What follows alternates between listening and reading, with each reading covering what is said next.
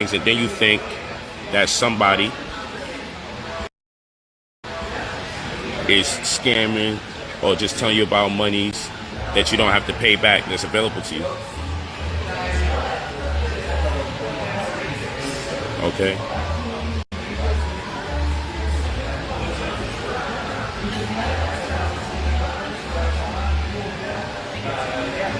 Okay. So this is one of the major things that you get when you join my program. Once you pay the $2,000, you're getting access to thousands of dollars.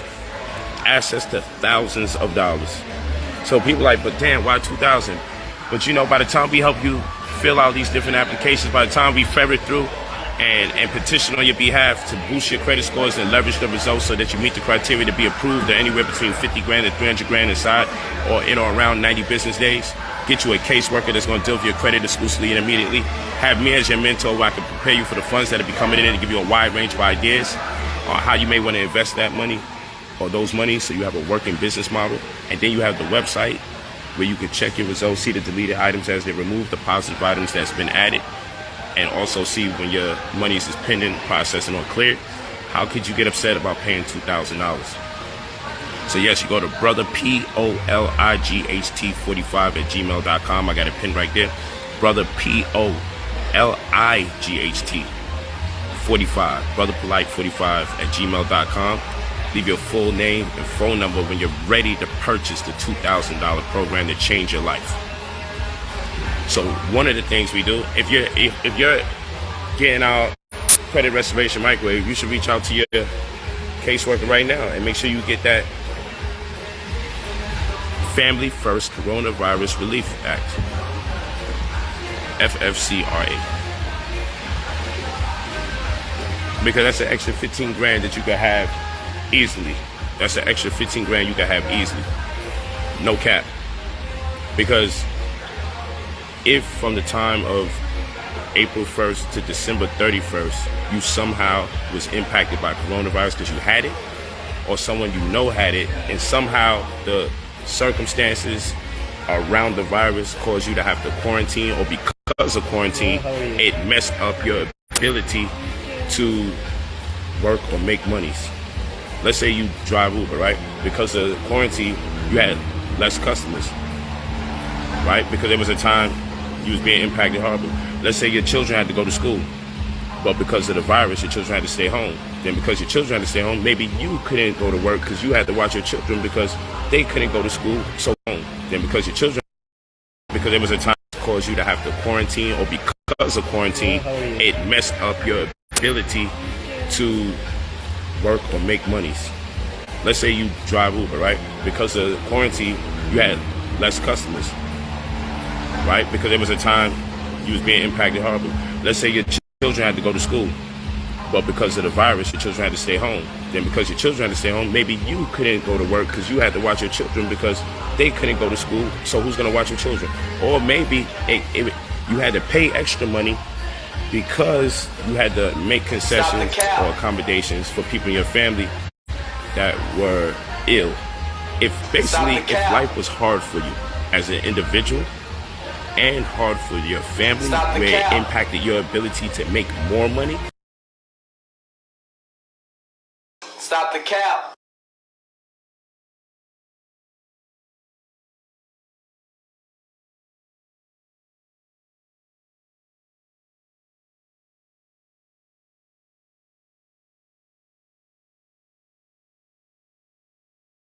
Stop the cat.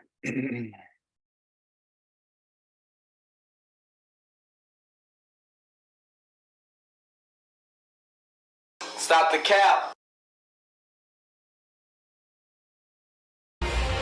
Then it applies to you $511 or under on a day-to-day basis. If that's what you're making on an aggregate, that's $5,110.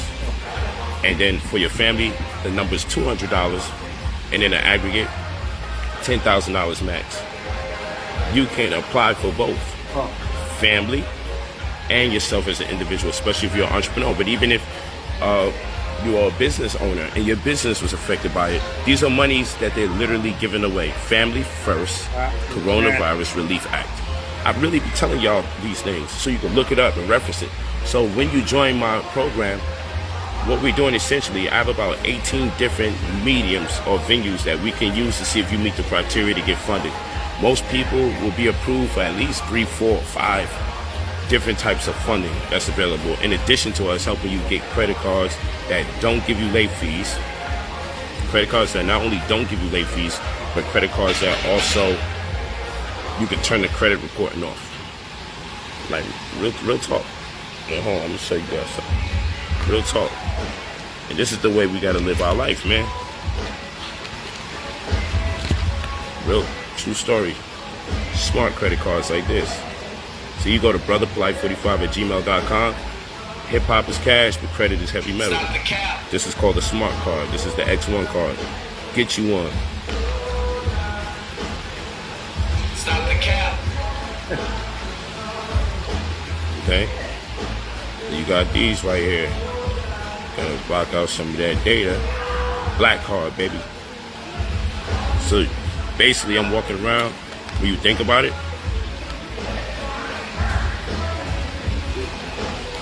I want you to really think about this shit.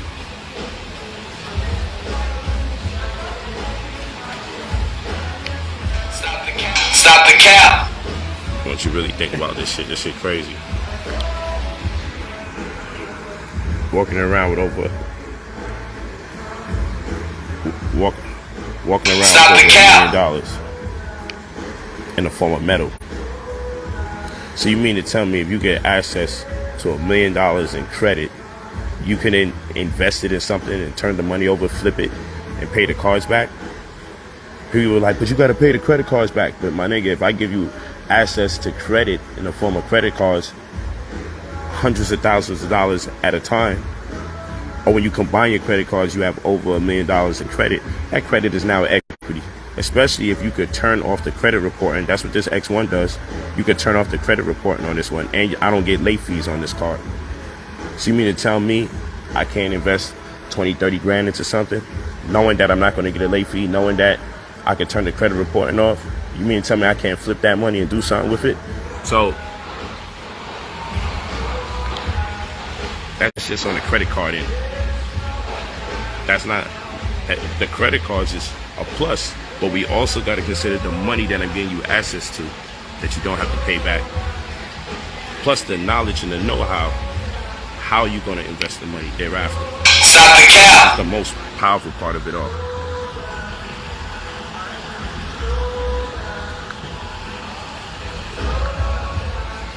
Walk with me.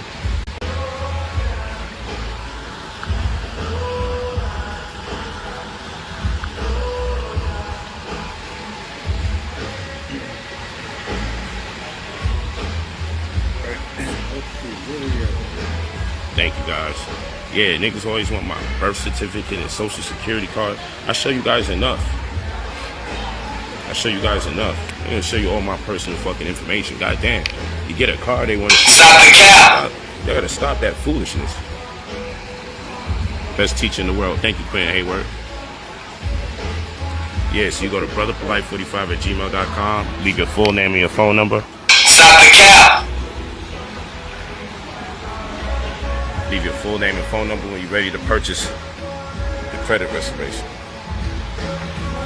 Only touch base when you're ready to purchase the $2,000 service so you can change your life. Get access to anywhere between 50 grand and 300 grand that you got. Stop the cap. Load up on credit equity in the forms of credit cards with higher amounts, less implications like no late fees. You can turn the credit reporting off, get you a caseworker that's going to deal with your credit exclusively and immediately. We're going to remove negative items from your report. We're going to add positive items to your report.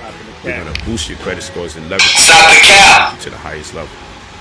All right. So before I go into what I want to go into, oh, you know what? Check this out.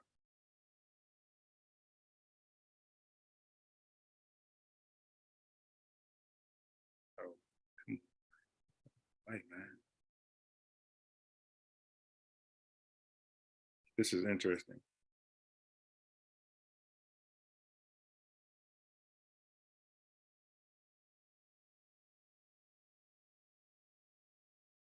Shootings of young people who went to wrong houses draw attention to stand your ground laws. Okay. 2 shootings of young people who mistakenly showed up at the wrong houses in 2 separate states have attracted national attention and could renew the debate over the rights of those seeking to protect their property. Okay.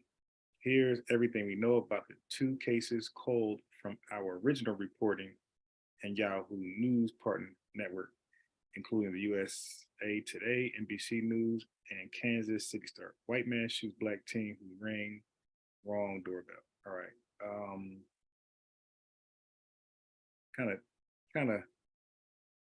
Kind of touchy. Controversial, all that. Okay. All right, I'm louder now. I don't know why this volume just peaking. Let me keep the language cool. I'm tired of Zoom keep resetting the volume back to low. Why I keep doing that? Okay. So Ralph Yar, a 16-year-old black boy who was shot in Kansas City, Missouri on Thursday night after he rang the doorbell at a home where he lived. Are you serious? Ralph Yahar, a 16-year-old black boy, scratch that, was shot in Kansas City, Missouri on Thursday night after he rang the doorbell at a home, not where he lived, at a home where he believed he was to pick up his 2 siblings. You know, I'm not going to add any commentary there. The homeowner, Andrew Lester, an 84-year-old white man, is facing 2 felony counts. That 84, he was definitely around in that civil rights period. This is some Jerry Jones type white boy right here, including assault in the 1st degree and armed criminal action in connection with the shooting. When police arrived, they found Rolfe wounded on the street. Ralph suffered a gunshot wound to the head. Dang, he shot him in the head. And another to the arm, but survived. He spent 3 days in the hospital before being released Sunday. Ralph's father, Paul Yarrow, told the Kansas City Star, damn. I guess the Kansas City Star is a newspaper, so he actually survived, but the dude was dead. Officials said that Lester fired his gun through a locked glass door and shot Ralph twice, even though the teenager did not attempt to enter the home and no words were exchanged between the 2. Wow, so yeah, he just busting. There's no, why you here? Yeah, he's wild. He's wild. Like, there's no defense. I'm trying to look at everything, you know, objectively. And a lot of black people are dangerous out here, man. Really evil. I'm gonna show those videos. And this had nothing to do with this article. I was gonna show it. I've been showing it anyway. You know, I like to show the objective perspective on black people. We're not gonna keep showing the Wakanda, right? We're gonna show what really happens in these hoods, right? So I can understand why somebody would be threatened by a black person at their door, but I can't vouch for the no exchange of words, no, you know what I mean? You just ring a doorbell, you just shoot through the door. I don't agree with that. Now, I watched some videos where black people trying to break into a home, but their home camera had clearly shown that people were armed. So he shot through the door. So that was cool. But dude, if you don't see the dude's armed, he's not trying to break in, he just knocked on the door. Yeah, this is definitely foul play. Officials said that Lester fired his gun through a locked glass door and shot Ralph twice, even though the teenager did not attempt to enter the house. I read that. Lester told police that he thought Ralph was trying to break in and was scared to death. Yeah, sure. An arrest warrant was issued for Lester on Monday evening amid mounting public pressure to hold the alleged shooter accountable. Lester surrendered and was booked into jail. Yeah, you're gonna be scared for your death, they're in prison. The attorney Ben Crump, who was representing the Yarrow family, called the charges appropriate, but told Yahoo News that his arrest was long overdue. They let this white man go, who shot the 16-year-old teenager who only pushed his doorbell, and they questioned him for 20 minutes and let him come home and sleep in his bed at night. Crump told Yahoo News shortly after the warrant announcement, had the roles been reversed, had a black man shot a 60-year-old white citizen, nobody would believe they would let him come home and sleep without him being arrested and processed. I agree with that. I agree with that. But hey, man, it's people like this guy right here. That got everybody on edge, man. Kind of justify BS actions like that, you dig?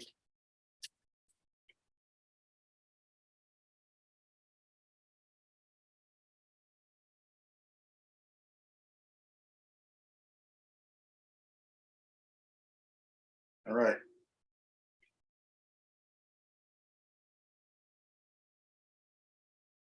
Oh yeah, oh yeah, oh yeah. Okay, so that was an interesting, controversial case that's going around. Boy survived. That was good. The man's locked up. That was good. All right. So let's get into a few things before we get right into the serial killer.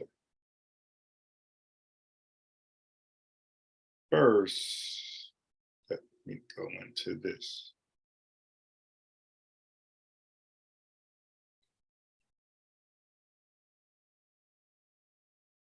Yeah, obviously we know. Since the beginning of time, men have always wanted girls that have lower body counts and they're pure. But that's Women have always still- wanted men that have status. I get it, but that's still small-minded to me. I get what you're saying. Absolutely, I agree with you. So she's saying, you know, what men collectively wanted or desired, she calls small-minded. And he's like, well, what makes it small-minded? You know, women collectively desire something. You know, they desire luxury, they desire protection, comfort, things like that. You know, and if the men call that small-minded, I'm sure women would be like, why? Like the same way Myra's asking, why are men's collective wants and needs are small-minded? And she's never really given a great defense to that claim. But I'm just saying, that's my opinion. I'm just Do you saying want a man that has more money than you? I mean, Preferably? no, I'm not. It goes back to So she don't want a man having more money than that. Let me repeat that question. Okay, hold on. See, when you can't have this what pissed me off. When I can't have an honest discussion, we're gonna just let's just have an honest discussion. You ever saying some crazy stuff? No problem. But the disingenuous black women and black men and men and women, white men and Hispanic men, you disingenuous. I get what you're saying. Absolutely, I agree with you. But I'm just saying, that's my opinion. I'm just. Do you saying want a man that has more money than you? I mean, Preferably? Stop the cap. I'm not. It goes back to Stop the cap. if he's making 50. If I'm bringing in 50, he's bringing in All right. 50. You want him to make at least as much money as you, right? No. If Did you not just Stop the cap. 50, if he's making 47% and I'm able to help him build, vice versa, then so be it. I'm with that. Okay. You want a guy that's taller than you? You want my honest opinion? Yeah. I had dated a guy that was shorter than me. Okay. Stop the cap. No, Where's so he now? clearly, do you want a man that's taller than you? But we're not talking about what I'm with now. You're Please asking answer me the question. I'm asking. You see, so he's asking the question. This is what happens over here. That's why I end up kicking people off. Same way. I mean, it's getting frustrating. It's like, dude, let's just have let's just have an honest conversation. Because when I start playing those games, y'all get mad. And y'all call in, y'all cuss me out, y'all call me out. All right, so Answering your question with the question. So How do you answer a question with a question? why are you questioning everything I'm saying? Because you sound stupid. You sound stupid. No, but okay. because you don't you're saying that it's small-minded for a guy to want a girl that doesn't have a high body count. And I'm trying to explain to you that it's not But that's your small-minded. It's a preference. opinion. No, that's men in That general. is your opinion. It's just an opinion. If I lined up 100 men, Okay. 95 of them. You're going based off 95 about of what them- you're reading. It's still an opinion. That's still That's an a fact. opinion. Men prefer Your overwhelmingly. fact. Your fact. That's most men still feel an that way, though. opinion. Can you stop interrupting? Exactly. That's Can what you I'm stop saying. Most interrupting? men feel that way. Exactly. Okay, It's not an actual fact. So that's a though. fact. Okay. Can we pass on? No, because I'm trying to say something and you keep interrupting. Okay. Men overwhelmingly prefer a girl that is not promiscuous and doesn't come with a past. Okay. That's a fact. That's not my opinion or what I think. It's men, if given the chance, would prefer a girl that isn't promiscuous Okay. or has a past. Okay. yeah, that should be crazy how women can speak for men. I have these same private conversations that's not on the live. It's like in real time. You dig in the real world, and I'll be talking, and just a regular conversation that gets to this point. I get unnerved. I'm like, wait a minute, like, yeah, I around men my whole life.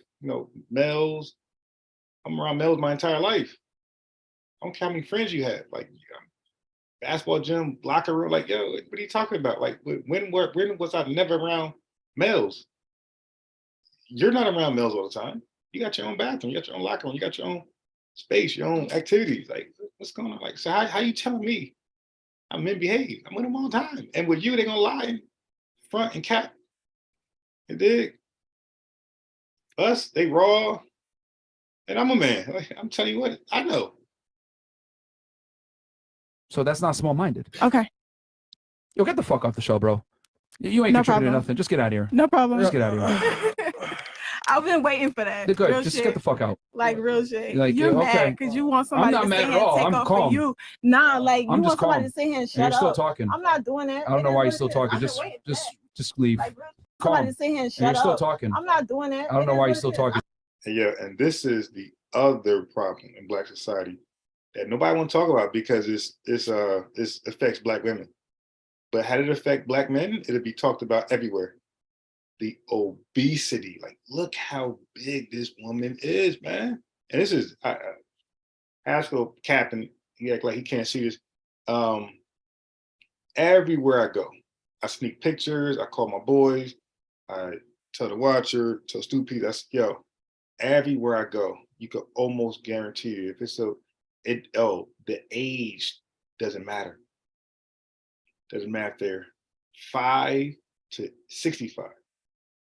When I'm looking at Black women, Black females, obese, like not just heavy, obese.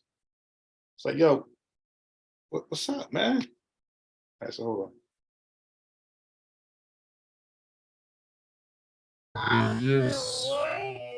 on. Yo, that is crazy. Eat, drink, eat, drink, eat. Nothing else in life. Eat, drink, and then you wonder why you're uncomfortable and angry. That has to add to it. Just leave. Just leave. Just leave. Clown world. Clown world. Damn, you're bigger than I thought. Goddamn. Clown world. You're still talking. I'm not doing that. I don't know why you're still talking. Just leave. Just leave. Just leave. Clown world. Clown world. Damn, you're bigger than I thought. Goddamn. Come on.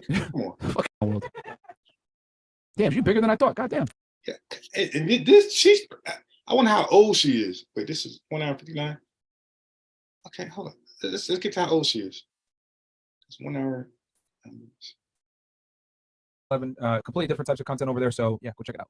And then Chris, oh, actually, yeah, and also guys, don't forget to go ahead and get my book, which is Amazon bestseller right now. Are you a phlebotomist pretty much? Mhm. Okay. And then what about you? What do you do for it? I'm a lash artist. Okay. All right. What about you? My name's Thais, and I'm from France. Thais? Thais, yeah. Okay. All right. How old are you? What? How old are you? I'm 20. 20? Okay. That was Chris. And you said you're from France, Paris, or? South of France, Marseille. That's bullshit, bro. Like, just said a genuine connection. Ones in the chat, my mic is good. All right, guys. So real quick announcement before we get into the show. Number one, rumble.com/freshfit. Right now, Rumble I think is down, guys, because we were live on it. Man, if you want to see behind the scenes, look at the vlog channel. 200 gone away. Let's go.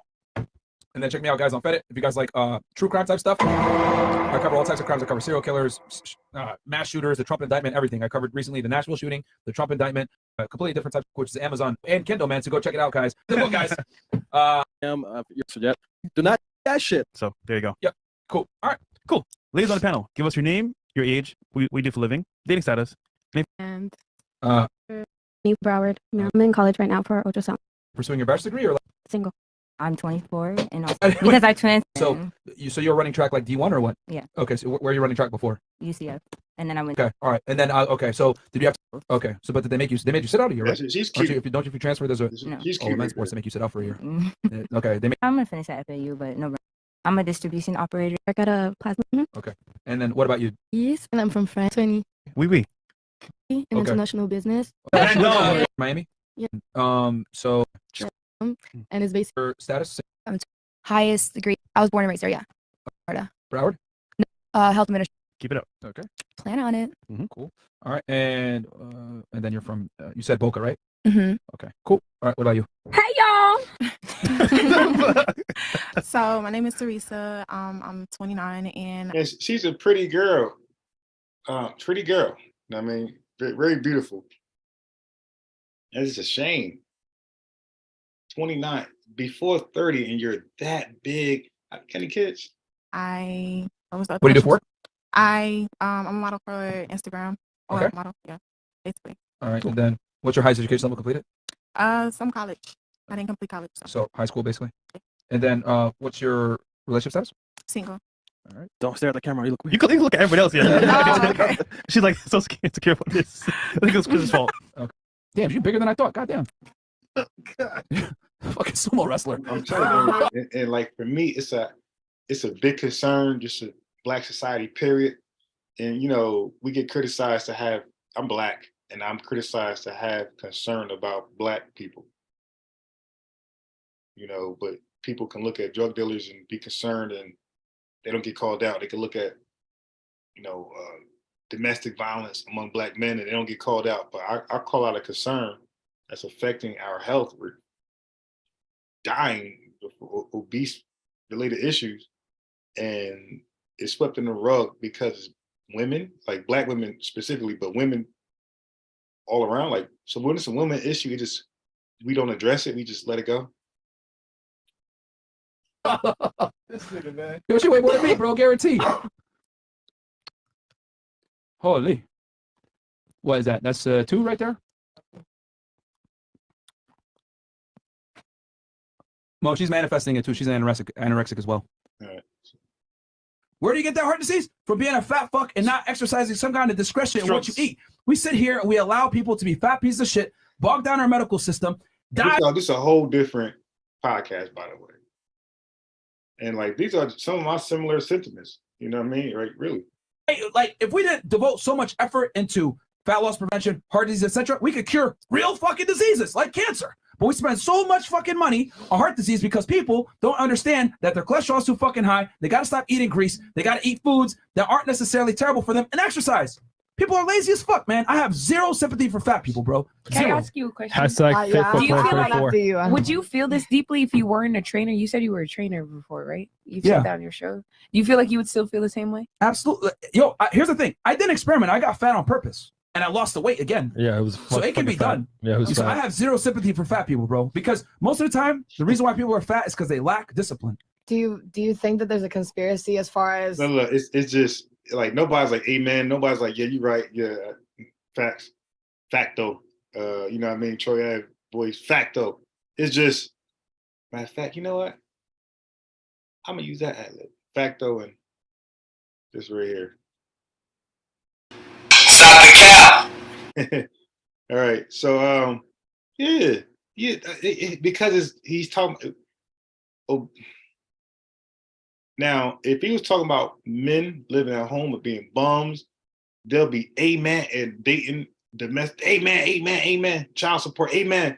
But because it's obesity and all these chicks know they're gonna face it one day because lack of discipline or got a relative or friend, all of a sudden this is don't touch subject. the United States being the #1 country in the whole entire world that as far as obesity is concerned? As far as obesity is concerned, the United States is the #1 in the world. We're the leading. So the with reason that being why, said- the reason why is because we don't tell people the truth. It's all feels before reals. Like no disrespect, but the dumb You're shit good. you said earlier. Oh, so what you said it? I don't give a fuck how I said it. You're fat. You're fucking fat. Period. Whether you're a man, woman, I don't care. He, she, whatever. You're overweight, It's yeah. unacceptable for you to be fat. But only in the United States do we coddle and say plus. Yeah, so relative friend, all of a sudden this is so it became a big concern to me and like a red alert because again, an adult doing what they want to do, fine. But when I see that habit that being trained in their kids at young ages, that's very concerning because now it's not just about you anymore. You're extending that gift, that curse to your kids. So that's the problem. That's my main problem. You start seeing obesity in young kids, and most likely it's gonna be girls because On average, they're not as active as little boys.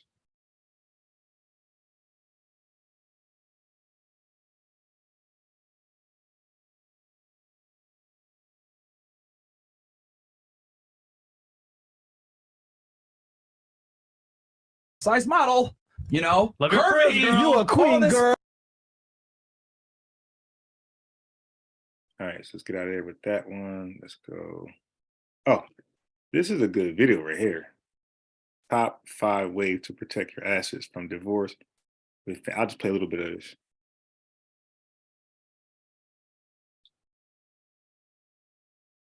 It's a good one right here.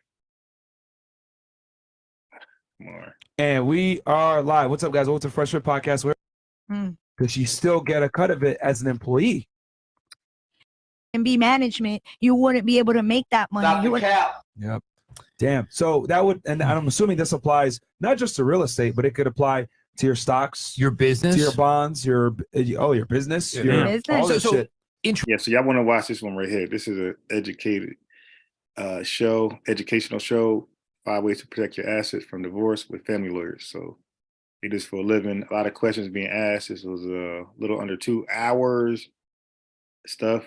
When women find themselves cut out certain finances, certain monies, you did probably understand the contract that you signed or the prenup, and vice versa. A guy who thought he had his wife sign a prenup don't understand why certain monies is being allocated to his divorced wife. Interesting. I ain't So getting let's say married you for have, sure now. if you- Yeah, and- it didn't work for you, buddy. here's an interesting distinction. So let's say you have a brokerage account or a retirement account or something premarital, and you stop contributing it during the marriage because you're like, I'm not going to put marital funds in my non-marital. I'll just start a new one during the marriage. So your retirement account or your investment account premarital is increasing in value during the marriage. Yeah. But it's increasing because of passive market forces. Yeah. So you Compound interest, right. etc. So like passive appreciation is not marital. Okay. It's nice. the active appreciation. So say like Okay, interesting. I own a non-marital condo. Mhm. The market forces appreciation. I've got it rented. She doesn't get any of that. Yeah. But let's say I take marital funds and I, put in a new kitchen or a new bathroom. Yes. That's active appreciation. That's something that is subject to. That's funny. Those 2 words we deal with in the virgin birth. Passive and active, active voice, passive voice. So with verbs, they can be passive, active, or what is the other one? Middle voice. Active voice, passive voice, middle voice. We actually teach that during the virgin birth to certain people who don't know what those things mean and why they're there. Equitable distribution. Gotcha. Okay. Or she went in and helped you with the demolition, and she helped paint it. Marital And effort. And her dad is the one who owns the tile company, and they got you the tile. And How about this? Let's say you employ her as an employee, because you still get a cut of it as an employee. At this point, you're giving her probably a W-2 or whatever it is. I think It's dangerous because here's the thing. And you're paying her for it. But here's the So- thing. But regardless, you're expending marital effort. She's expending marital effort. It's all marital effort. So Telling you, this is something. it may not be as clean as you think. You may not be protecting yourself. And that's why, hold on one sec. That's why I tell everyone, if you're getting married and you own a piece of real property or you own a business, you need a prenup because you need to avoid a business valuation. You need to avoid the calculation of a non-marital or of a marital component in a non-marital asset. You want to avoid all those things. Yeah. Look, I think Yeah, so let me fast forward it. This is good. most celebrities, and remember, I believe when they got married, he was like kind of already Dr. Dre, but not really. He was still like young Dre, you know? So maybe he did do it wrong. His lawyers may have done it wrong. I don't know enough. But my point is I told you, so celebrities be thinking they covered it and not. is a one-off. And also, let's keep it real. They were fighting over like $1 billion, guys. Yeah. People are going to file and try to set aside things for $1 billion. But whether it's a celebrity or your run-of-the-mill prenup, most cases we don't move to set aside because it is a high standard to set aside a prenup. You got to prove things like day of the wedding, gun to the head. Case that we recently had where we went decision is still pending, but we went to set aside on behalf of the wife, pregnant in another country. She didn't have an attorney. He didn't want to pay for. Oh, they also talked about like after the divorce, she's moving to the other country with the kid because you can marry something foreign, and how to stop that, and ways to stop that where the court will not allow that kid to have a passport in the child's name. So you got to basically smuggle the child out. But before you do that, once they leave with the kid, and they got some money back in their home country, you're in trouble. But they were saying like most men, not most men. They were saying some men don't fight for that because they'll be put on child support. So you got some bum nigga energy there. For it, and the day of the wedding, he bust out with the prenup at the courthouse. Yeah. Unless you got those sort of facts, like it's not every day people are gonna move to set aside. It's so difficult don't to think be- that. All right, so let's get into this serial killer, alleged serial killer. Here he is, right there.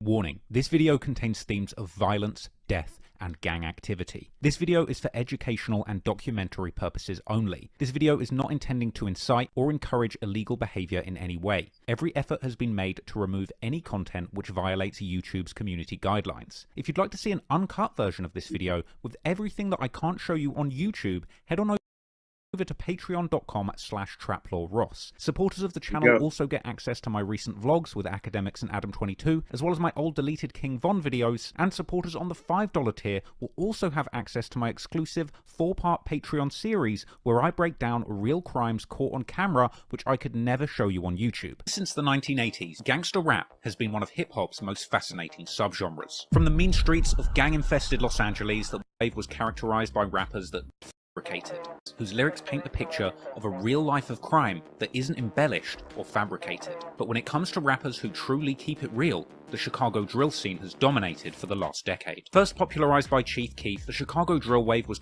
little back history.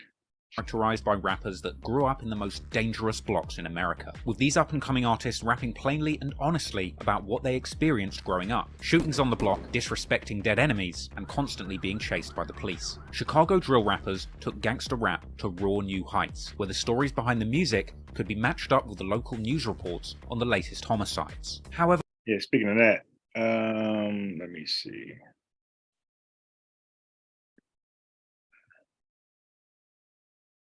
You heard of this one?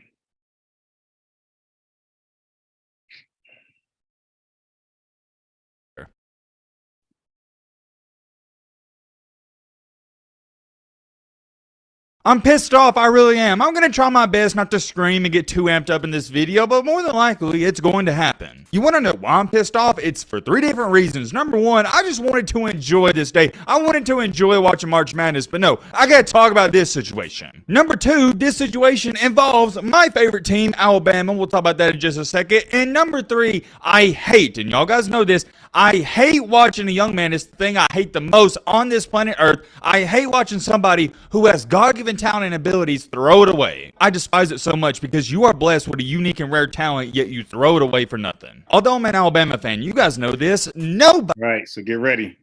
Nobody criticizes Alabama more than myself. Why do I do this? Because I hold them to a high standard. I'm not some yes man. This is an ace, a spade is a spade. Do something really bad. I am too critical of my team. So obviously people care, and I'm going to give my 2 cents. And I'm going to let you know up front and right now, if you're a weenie and you're scared it might happen, but I didn't want to, we got to get amped up because I'm just mad about 2 minutes in. Okay, calm down, Matt, calm down. I gotta take a deep breath because it does anger me. It's not good for my health. So the breaking news came out that Alabama freshman, 5-star defensive back or cornerback, depending on how you look at it, Tony Mitchell was arrested and charged with possession of 5-star recruit. All right. Almost guaranteed to go to the NFL.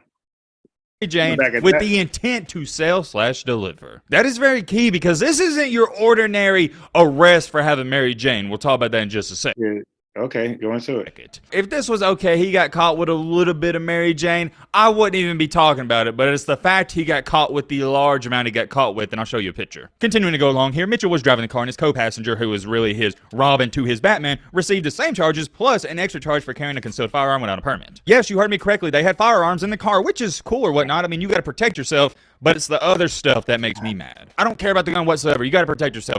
Jane, the cops discovered, it was in our trash bag. It was huge. I gotta blur it out because YouTube has strict guidelines, but the part that's blurred out, just imagine Mary Jane. It was an You see it right there in the green. This freshman 5-star recruit.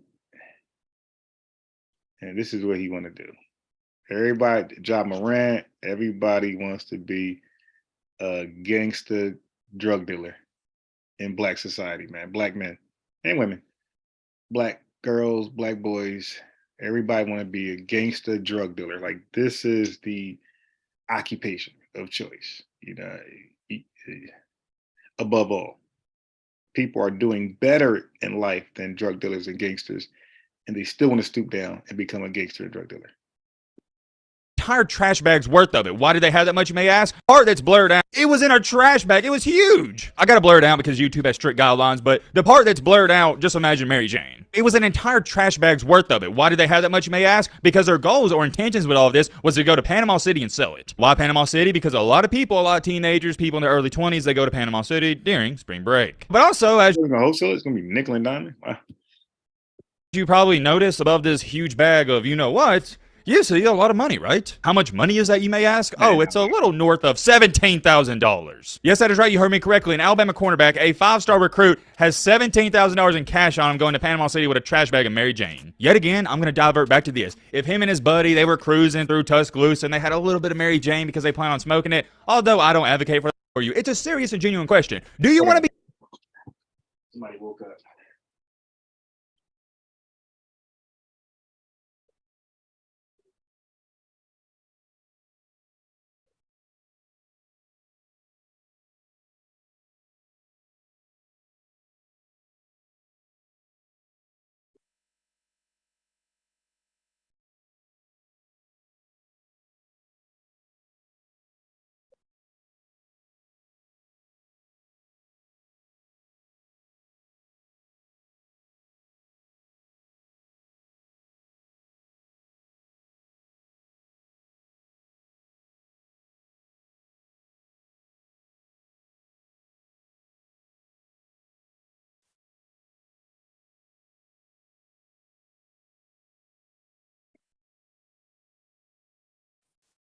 Yeah.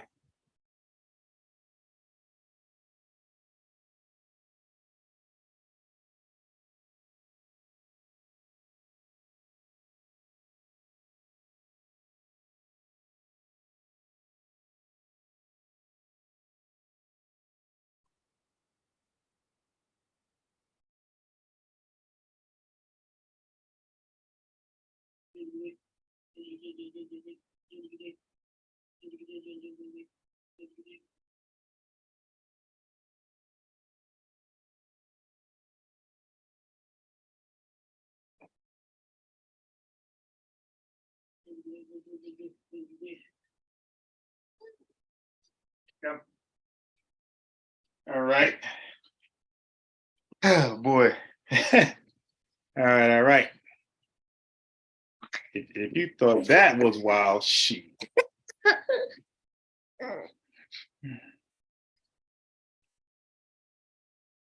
Mikey, you should have been a running back or a wide receiver. You just fumbled the bag. Damn, like, you see how it don't work? You're trying to be a game member and a basketball player. You feel like you're a rapper when you... Now, look at this. If you thought that was bad, this is worse. Mikey Williams.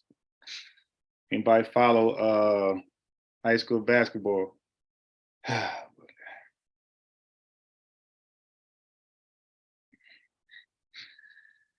Memphis basketball head coach. This is Anthony Penny Hardaway of the Orlando Magic. On Mikey Williams' arrest. As of right now, Mikey is still with us. As of right now, what happened with Mikey? Okay. So Memphis basketball coach. Now this guy is like Mikey Williams. If you don't know who he is, he's like as popular as LeBron James' son. Like both of them, like pretty much are projected to guarantee go to the NBA. You know what I mean? So if you don't know who Mikey Williams is, just think of LeBron James' son. Just imagine that LeBron James' son was arrested for what this brother was arrested for. Like that's the same impact. So if you know LeBron James' son, that's pretty much Mikey. Okay. So Williams, a Tiger signee, Memphis Tigers, was arrested on April 13th and charged with 5 felony counts of assault with a deadly weapon. The charges stem from a March 27th shooting at his home in the San Diego area, where police say he shot at a vehicle as it drove away. Yo, what's up with these guys, man? This guy, Silver Spoon, his entire life, shot at a vehicle as it drove away. 5 people, including 3 minors, were inside the vehicle, which was struck by the gunfire, although no one was hit, according to a news release from the San Diego County Sheriff's Department. So this guy was willing to risk it all for whatever they was going, whatever happened. This guy busts out a car fleeing away. I mean, again, like it just seems like 2 things: no home training, no home discipline, nobody's reaching these people, or they're just rejecting it. Okay, they're being taught, but nothing is sticking. So there you go with that. I got some wild stuff. This is kind of funny. This is kind of funny. I was howling, I'm gonna lie. Hello, it's Tony Mike. I'm coming to you from Chicago. As usual, I got a couple of fun ones that were sent to me. One is from a channel called Police Inside. Well, no, I get it that you just picked them up, but they're obviously. Hold on.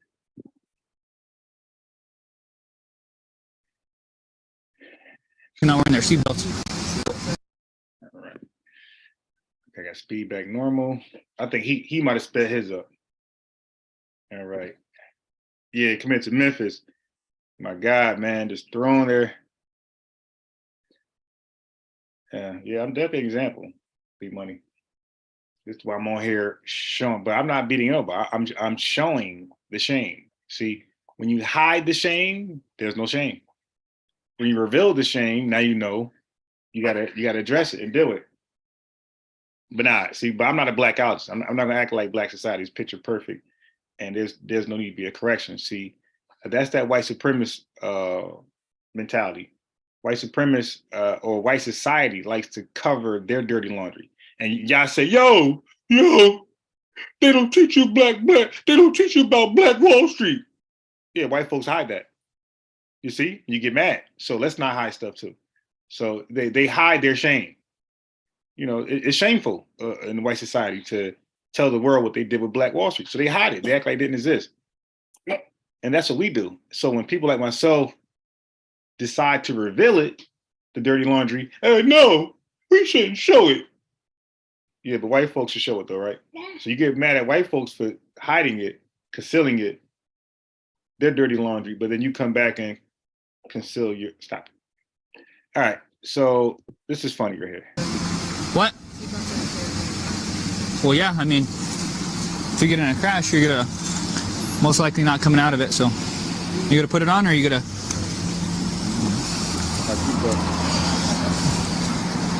By the way, according to what I know, is that they could definitely write the backseat. Like, this is new to me.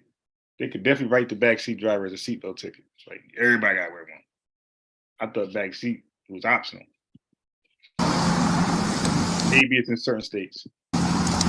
Your license, you have it? I know I do, but I'm just looking for it. Okay.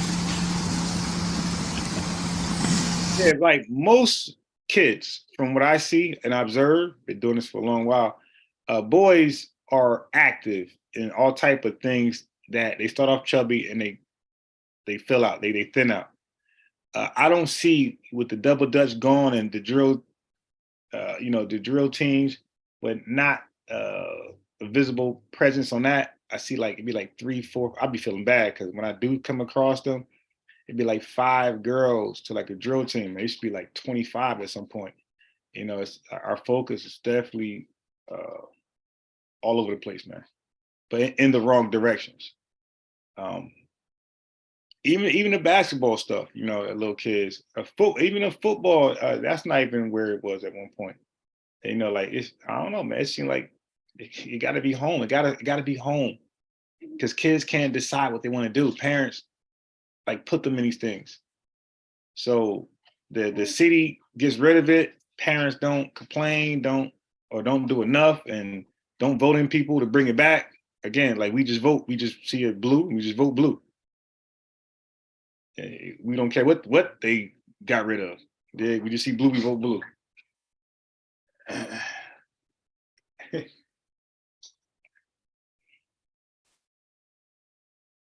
Okay, we play it.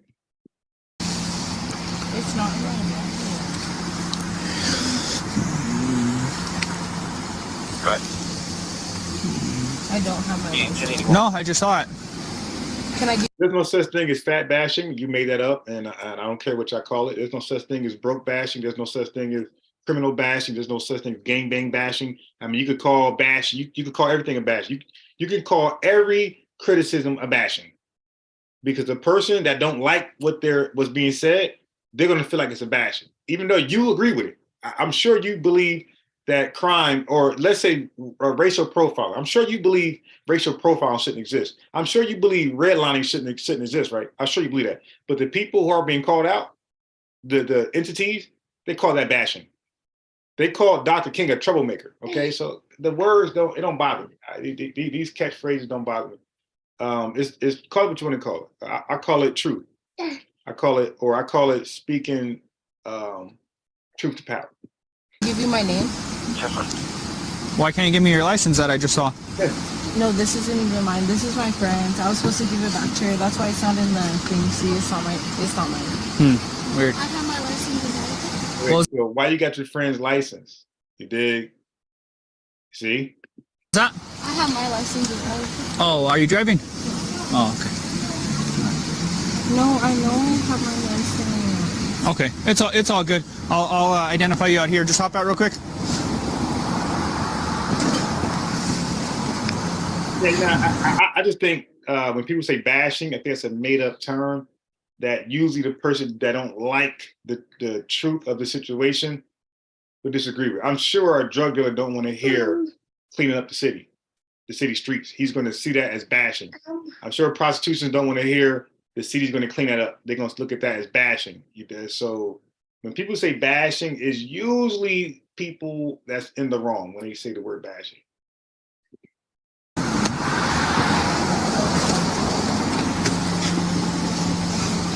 All right.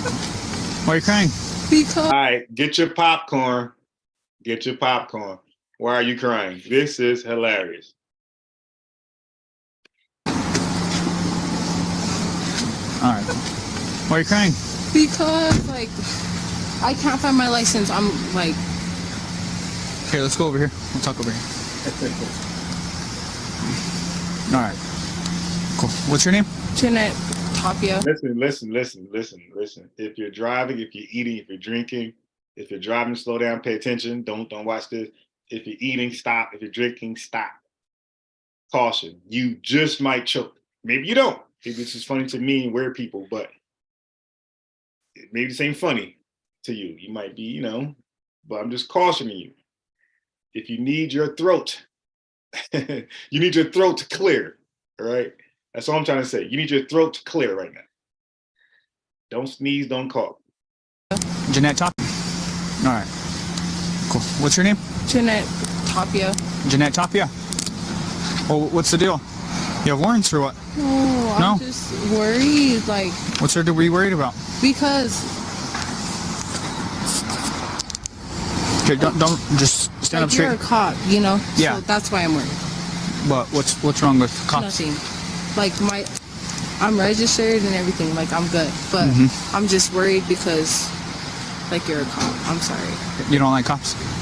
My dad just got out of prison. Oh, okay. So that's why I'm like. No, that's understandable. I know a lot of people don't like us, but so it is what it is, okay? But I have nothing against you. I've never met you, okay? So what's your name? a couple funny parts. Okay. And then you said you were coming from where? I was coming from my friend's house. From where? In Los Lunas.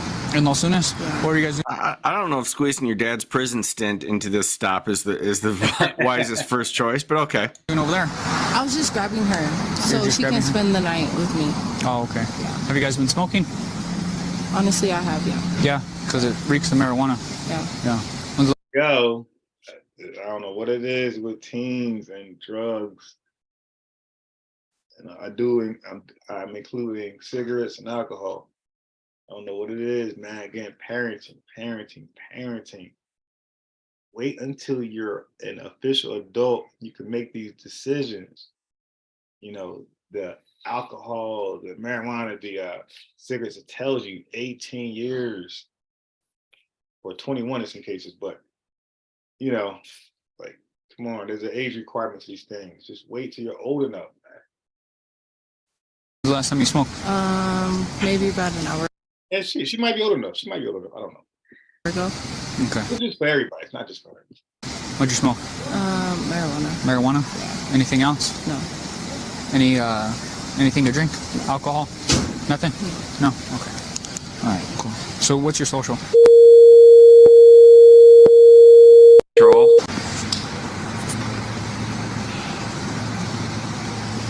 All right, cool. Just wait right here, okay? What? Wait right here. So I'm gonna go to the car real quick. I'm gonna go get something, okay? Wait right here. Hand me the keys. Am I getting arrested? No, I have a few more tests to administer, so just wait right here. No, listen You to me. know it. I've been shot 19 times. Like, Tests to administer, so just wait right here. Yeah, you heard it right. no, listen You to me. know it. I've been shot 19 times. Like, my balance is off, all of that. No, listen You to know me. it. I've been shot 19 I have a few more tests to administer, so just wait right here. No, listen You to know me. it. I've been shot 19 times. Like, my balance is off, all of that. Hey, could you hand me the keys? Where's that lady? Young woman. Am I getting arrested? No, I have a few more tests to administer, so just wait right here. No, listen You to know me. it. I've been shot 19 times. Like, my Stop the cap. all of that. I could give you all of my records. So we'll get to that, okay? All right, come right over here. Yo, this allegedly drunk woman says she's been shot 19 times. Not 9. That's like ridiculous. Even 3's ridiculous for, her. 3? 19 times? Well, what type of gun? A BB gun? A water gun? Dart gun? What is she talking about? All right. So if anybody knows, tell me in the chat. Hey, could you hand me the keys? All right. Am I getting arrested? No, I have a few more tests to administer, so just wait right here. No, Stop the cap. I've been shot 19 times. Like, my balance is off. Stop the cap. I could give you all of my records. So we'll get to that, okay? All right, come right over here. All right, just stand right here. Stand right here. Stand right here. All right, cool. So, do you have any issues walking, turning, balancing? No, yeah, I do. I had to relearn how to walk again. You had to relearn how to walk again? What happened? I got shot 19 times. 19 times? All right, cool. So, do you have any issues walking, turning, balancing? No, yeah, I do. I had to relearn how to walk again.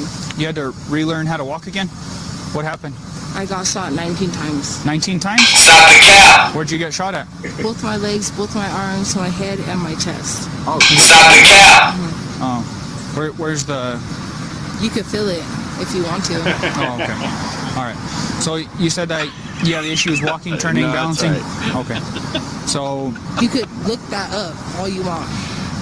I'm not saying that I don't believe you, but I mean, Stop the when cap. I asked you to walk out of the vehicle, I didn't see any issues of you walking. So could you do me a favor and do your best for me? That's all I could ask for, okay? You'll do your best for me? Are you gonna arrest me if I can't? Like, you don't understand. I learned how to walk again, Yeah. and so So sometimes. listen to me. So I have to ensure not only that you're safe, Stop the but cap. other motorists that you're driving with, and I want to make sure that you get home. Right. Make I'm learning how to walk again, but I've got no problem driving high.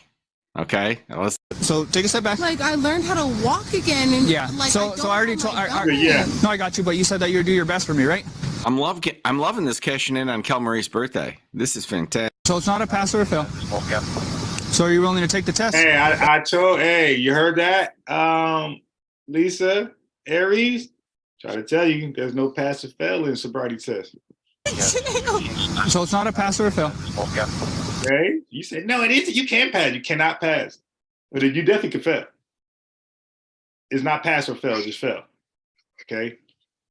I can show you many sobriety tests where they allegedly passed and went to jail right afterwards. So are you willing to take the test? You don't even, like I just had surgery last week. Okay. All right. So I'm gonna ask you that looked like shrooms. That looked like a whole bunch of stuff she was dealing with. Alcohol. Again, are you willing to take the test? Will you do your best for me? Yeah. Yeah, you're I get. 1, 2, 3, 4, 5, 6. Now, if you're asking why is she barefoot, that's because she felt like she couldn't do it with her flip-flop sandals on. Okay. All right. Perfect. That's all right. So come right here. That was good. Can I put on my shoes? Yeah, go ahead and put your shoes. So cold. So this next test is gonna be the one leg stand, okay? Like I already explained to you. Will you do your I best? just had. Why are you doing this? So like I said, I have to ensure you're safe to drive, okay? So are you willing to take this next test? It's gonna be You don't gotta do it. You can say no. You just going to jail right away. You're going to jail anyway. You could like stop the charades and go to jail now, or you can play the charades and go to jail in 5 minutes. one leg stand, okay? So once I tell you to begin, put your feet together, hands to your side. All right. Like I said, once I tell you to begin, you're gonna pick up the leg of your choice, 6 inches off the ground, about the size of a Coke can, okay? You're gonna keep your hands to your side. The leg that you decide to pick up, left or right. I just had surgery. Yeah, I know. You told me that a couple times already. So how do you think I'm gonna be able to balance? Okay. So like I said, are you gonna do your best for me? She had surgery. Yeah? Okay. All right. So like I said, leg of your choice, left or right. Whichever leg that you decide to pick up, it's going to be straight. The foot's going to be parallel with the floor. Do you know what parallel is? Like this? No. So I'm going to demonstrate the test. Just say like that, okay? But do you know what parallel is? Parallel is straight, okay? Yeah. It's going to look and sound something like 1 and so on until I tell you to stop. 1000, 1006, 1007, 1008. Keep your hands to your side. Look down. Yes, soon that will be Dr. Maria to all of you. You know, look down directly at your foot. 1006. I'm sorry. Like. Go ahead and pick up where you left off. 1010. Oh, the guy laughing, he's an actual attorney. Okay. So there's that. So I have a few other tests. Okay, what's your highest level of education? Sophomore year. Sophomore year? But you would say that you know your alphabet and your numbers pretty good? Kind of. Well, it's a yes or no. Okay. All right. So alphabet. Sorry, I'm listening to the radio. Okay. So this first test is going to be the alphabet, okay? So what I want you to do is start at the letter D as in David and go to the letter W as in William. Don't sing the alphabet, just say it. D as in David, W as in William. Go ahead and begin. E F G H I J K L M N O P Q R S. Next test for 5 32. It's a little bit cold out here. Okay. All right. So this next test is going to be the finger dexterity. Okay. So once I tell you to begin, you're going to touch each fingertip, each thumb tip to each fingertip. Okay. It's going to look and sound something like this. One pass. You're going to do a total 3. 1 2 3 2. You see that little light right there? Mm-hmm. All right. 3 2 1. That's good. Okay. Are you done? Mm-hmm. Okay. All right. Cool. So let's just face that way real quick. Mm-hmm. All right. Cool. You see that little light right there? Mm-hmm. All right.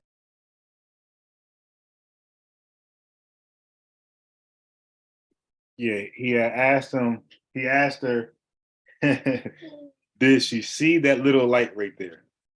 Okay. If a police officer asks you about the light, just know you're going to jail.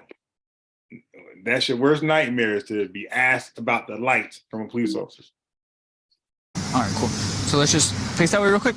All right, cool. You see that little light right there? All right.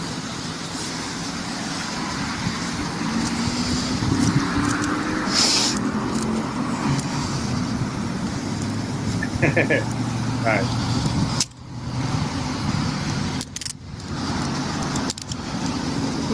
Bad shows up.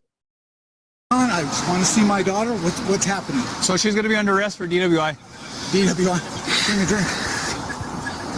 She just picked me up from Las Lunas from work. Okay. I just got out of work. Okay. Are you hearing this? Yeah, so I think so you're getting dressed? What are you doing?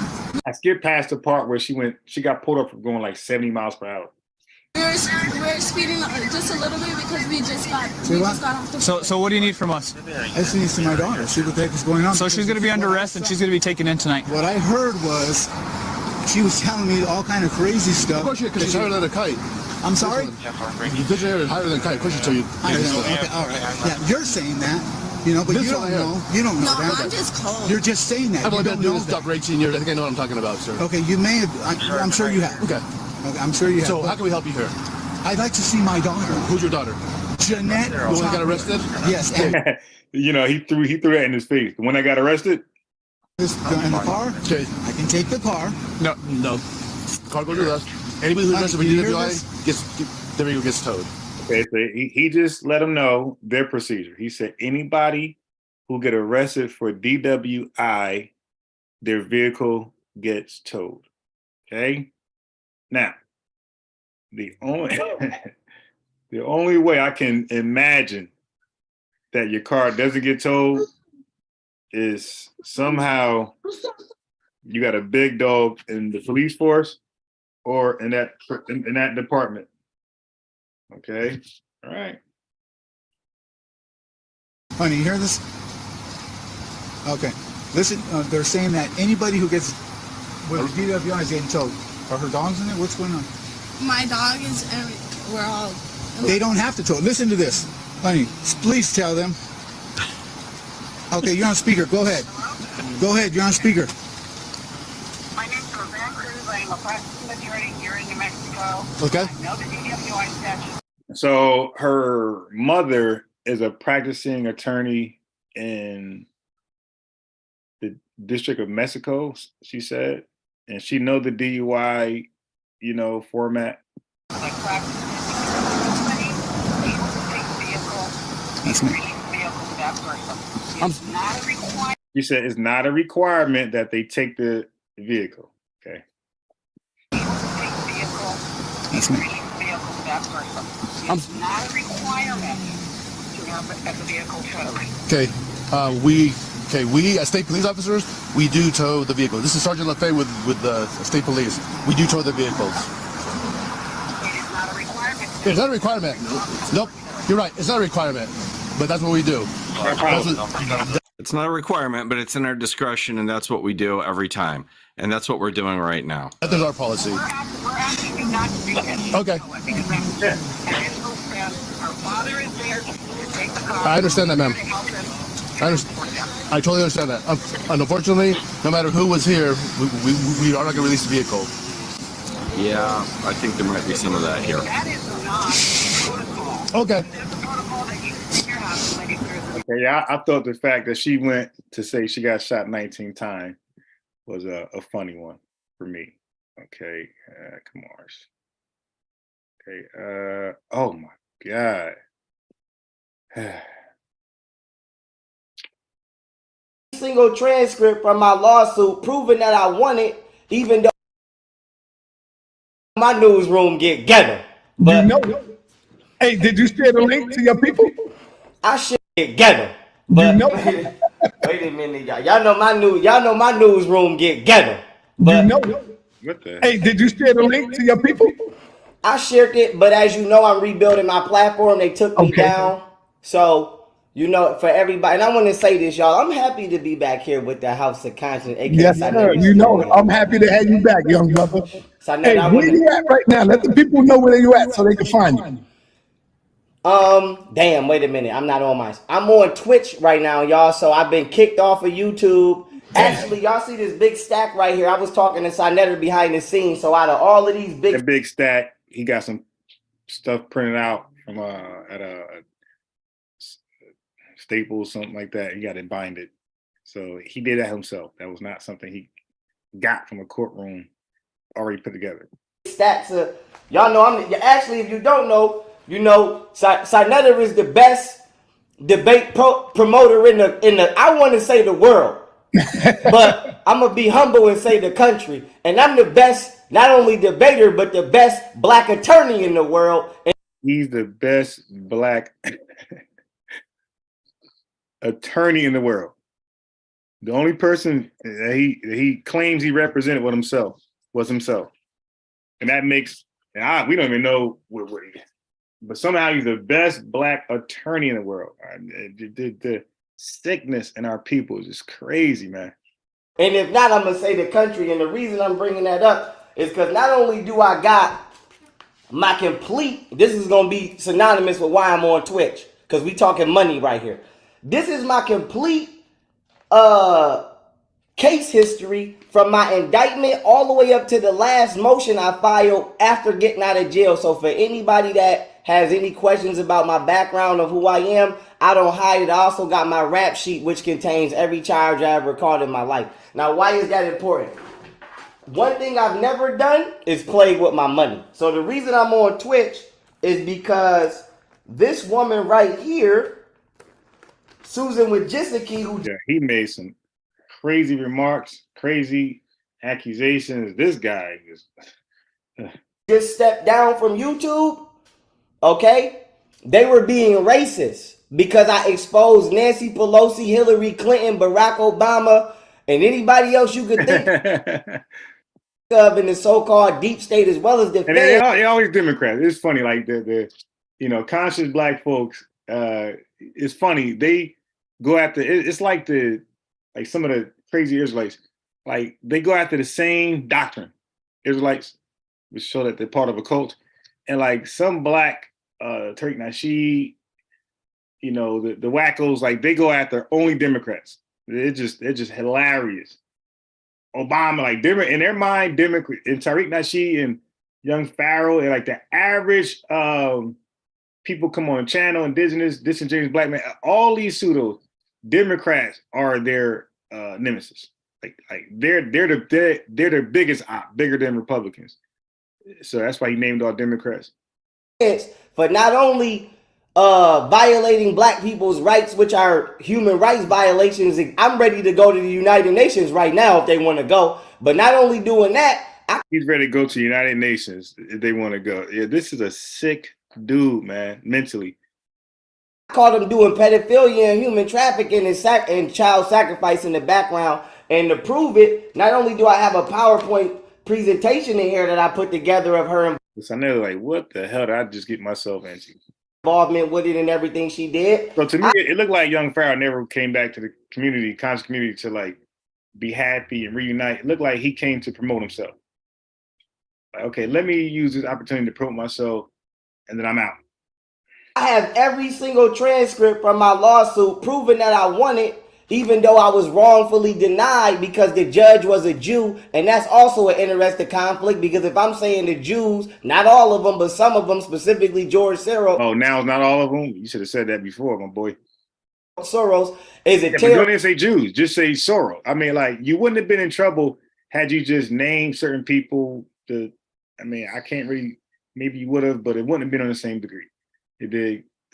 Just name the people who you believe is responsible. And then you gotta, that's defamation, and then you got to just prove it if they want to take it that far.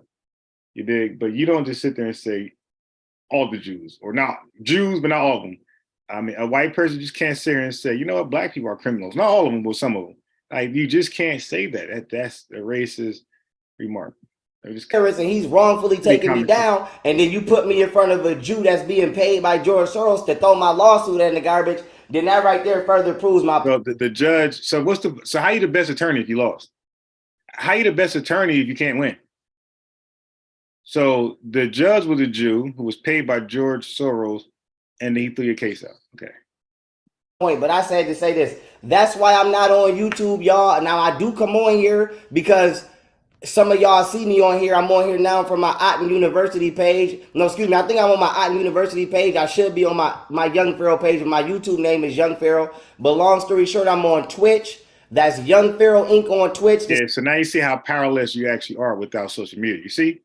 So when folks get on here, social media, and they play that game, like come on. Like all of us are social media activists. All of us. So, bro, it's easy to shut us down. Just cancel our accounts. Bye-bye. And you go bye-bye. You and your message. There's no way else to get it out. Now you gotta go do it the hard way, the Malcolm X way. You gotta get out there and get in your soapbox and start street teaching, like the Hebrew Israelites. Well, the old ones, they on social media now. The same logo, y'all all y'all gotta do is go on Twitch, type in Young Pharaoh. You're gonna see my logo. I'm there. I'm already at almost 5,000 followers, and we running it up. I'm running it up from Twitch. All right, real quick, what I want to do is I definitely want to shout out Cynthia Rose for making this connection back. She changed shout Pharaoh is because you was going after a lot of powerful. Why you got shut down is because you was going after a lot of powerful, important people, bro. You went after a lot of powerful, important. But you didn't win. I mean, like nothing stopped. So if you're claiming they did the things you did, if you're claiming they did the things you said they did, and to stop you is to easily cancel your, according to Young Pharaoh's account, and to stop you because you're growing, I guess people are knowing, it'd be killing me because these knowing people never do anything about it. So people know about it, you know, on behalf of Young Pharaoh story, right? And they just simply cancel you and go back to doing what they were doing, and it's all over. And now you're back on social media with 5,000 followers this time instead of like your hundreds of thousands of followers. It looked like they won. How did you win? Important people, man. What do you think about that? Oh, that's definitely the reason. Not a reason. It's definitely the reason. And I actually caught them all. I caught every last one of their ass. I actually did a job. This is no disrespect, but I got to flex because this for my community right here. I did a job greater than the CIA did. Oh my God. They probably want me to go up in that motherfucker, but I ain't gonna lie to y'all. I ain't going up in that motherfucker. The CIA. So you did a better job than the Central Intelligence Agency. They got cameras, spy cameras, like the things it was funny. In one breath, black folks say how powerful these agencies are and how weak and, you know, defenseless we are. We need help. Then he'll come back and say he's more powerful than those very same agencies, but with nowhere near the accessories that they have. This guy's on his this guy's on his computer, popping his collar how he's more effective than the CIA. But I'm a be hood rich and run around the hood and do hood rat things until I'm done. Cause no disrespect to the Caucasian side of the country, I can't go up in that motherfucker. They the ones that did. So he thinks, again, no disrespect to the Caucasian, no disrespect to the LG, no disrespect to the Jew, no disrespect, but then you go ahead and disrespect them. It's like, I say that to say this. No matter what state of the community, no matter what state my community is in, not just locally, but worldwide, and me and Sinet are finna get out here and really clean this shit up. So really? Okay. So let me show you what you got to clean up. All right. So you're going to clean up your community. Okay.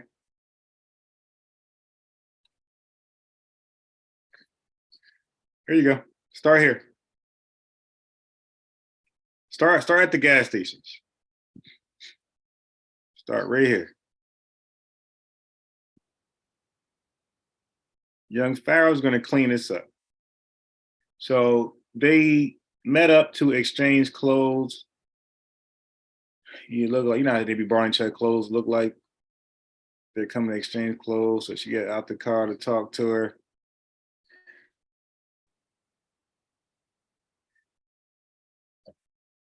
Well, give her a nice little lip lash.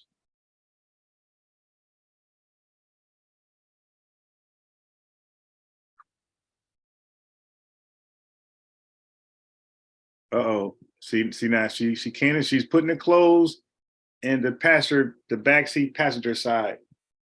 And but that lip lashing she gave the driver, she didn't appreciate it.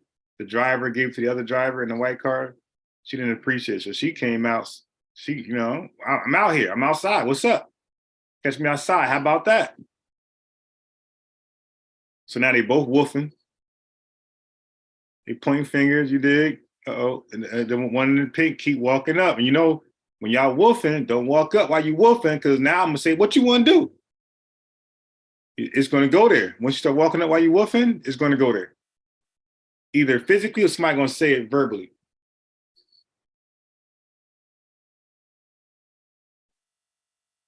Okay. So Hoodie, like, yo, nah, relax. Yo, we good, relax, we good, chill, we good. She got the clothes back, let's get out of here. I guess she returned the clothes back and gave her, like, I want your funky clothes. Blood off your clothes anyway. I ain't washing them either. You dig? So Hoodie like, nah, we good, chill. We got the clothes back, let's go, chill. It ain't got to go that far. Get back in your car. You need to get out your car. Why you get out the car? You good, chill. And there it is. They popped off.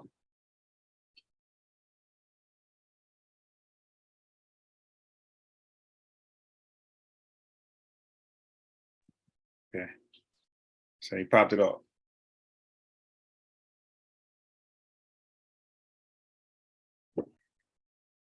Oh, they are rocking. We good, we ain't good. Oh, she spit at her. She spit. We good. You got your dirty, funky clothes. I want them anyway. I ain't gonna wash them. You know, it's all type of stuff, chicken grease, all type of stuff on them. Dunkin' Donuts, big woman drink, spill on it. She spit right in her face, and that's all it took. Look, when she lunged her head at her, she gonna spit. We good, chill. We ain't good. All right, here we go. Let's go. We rocking. The car rocking, we rocking. So they get out the car. They want like, yo, what's going on? So right now they holding each other. They probably pulling each other's hair. And Hoodie like, yo, chill. Hoodie trying to break it up big time. Hoodie like, yo, what? Yo, it's not that serious, yo. What's going on?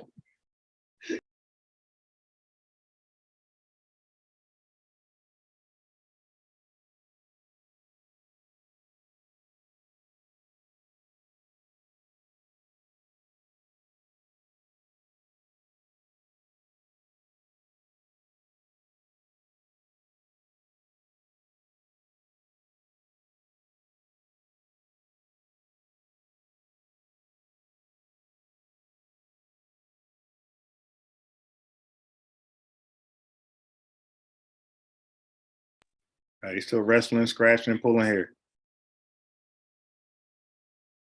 Man got the cameras out, camera phones out. World Star TV.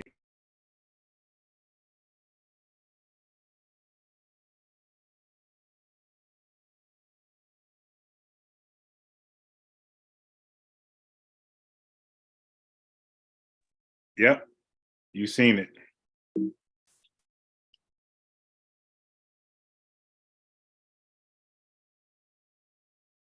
So a girl who threw the spit must have got the hands and feet on her because she didn't take that lightly. So she gonna bounce aggressively. Damn near ran somebody over. So you gotta clean this up, young Pharaoh.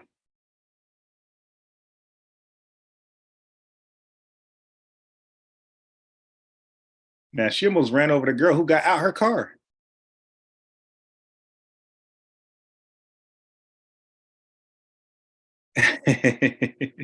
Yo, this nut is on the grass. Yo, she got a concussion, contusion. She can't see.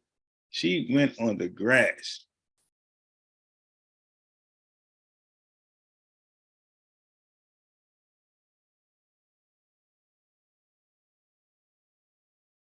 All right, so Hoodie rolled with Black. That took the W in this fight. So Hoodie got Black off finally. Yo, you won. You got it. You beat her up. We good. We go home. Pink threw the spit. Couldn't take that L. So she gonna ride on the grass. She gonna do donuts in the damn at the gas station. I do good donuts at near the pumps.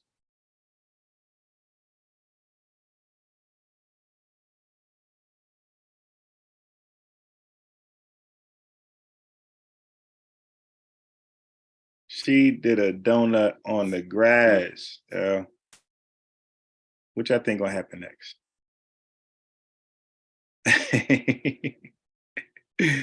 I know, oh boy, mad as hell. He just pulled up.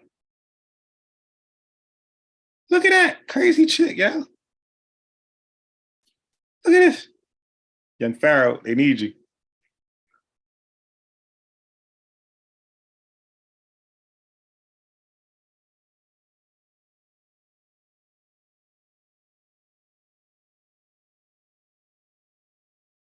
Now, Hoodie tried to stop the car. Like, Hoodie, are you serious? Hoodie tried to stop the car with her hands.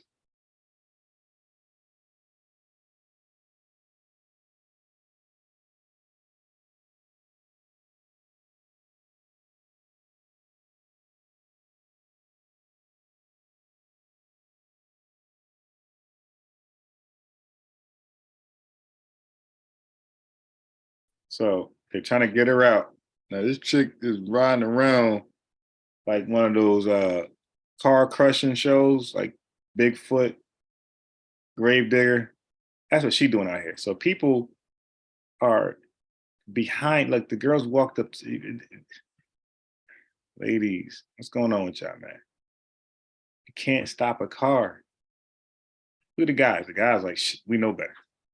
You can't stop a car. Now she went behind a car and she backed up then and ran her over again.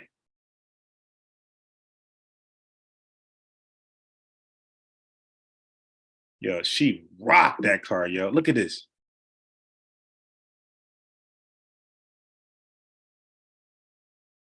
God damn, she rocked that car. Look at this. And that's the bumper on the ground. That's not somebody. This chick is wild. Look at this. She ain't done. I want that car right there.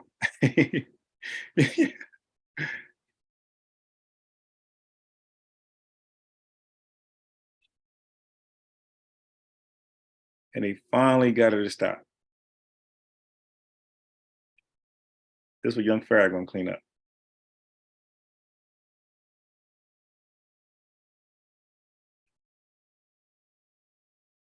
I think that was it.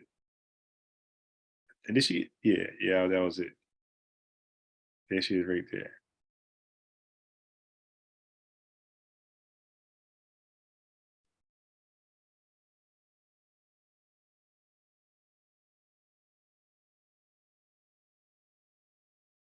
Yeah, he put the handcuffs on her.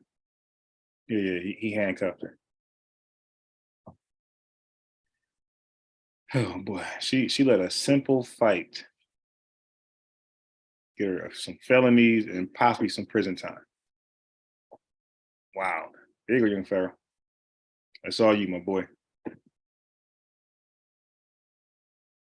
We don't need nobody trying to fuck our money up. But no matter what state our community is in currently, I know for a fact they the reason that it's in that state. So no.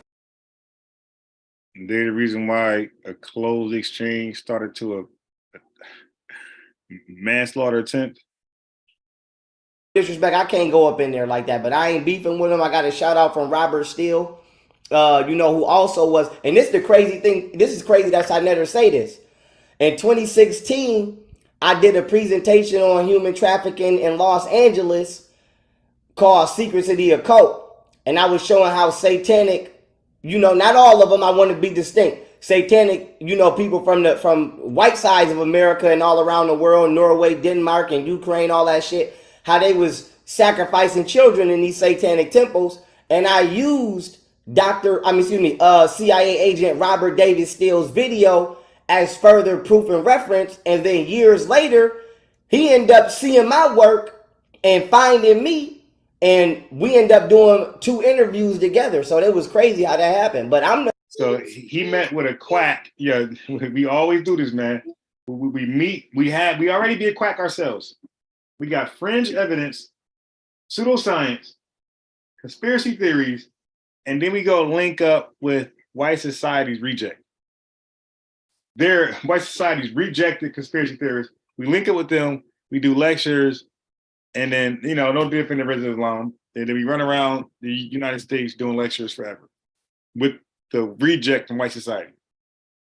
Now, I had no idea who the guy he's talking about, but I could bet it all. If I Google the guy, he got a dirty past. He got fired. He's bitter. A whole bunch of stuff happened. He probably got locked up. All type of weird charges. I'm the one that actually caught the entire deep state, not just the government, but the shadow government. I'm the one that exposed all the deep underground military bases. God. He exposed from his computer the underground military bases. I know a lot of y'all been calling me crazy for years, but I'm the one that exposed extraterrestrials, organ harvesting humans specifically for glands within our endocrine system. I'm the one that exposed you. Still calling you crazy, by the way. Queen Elizabeth being a reptilian. I'm actually the one. Queen.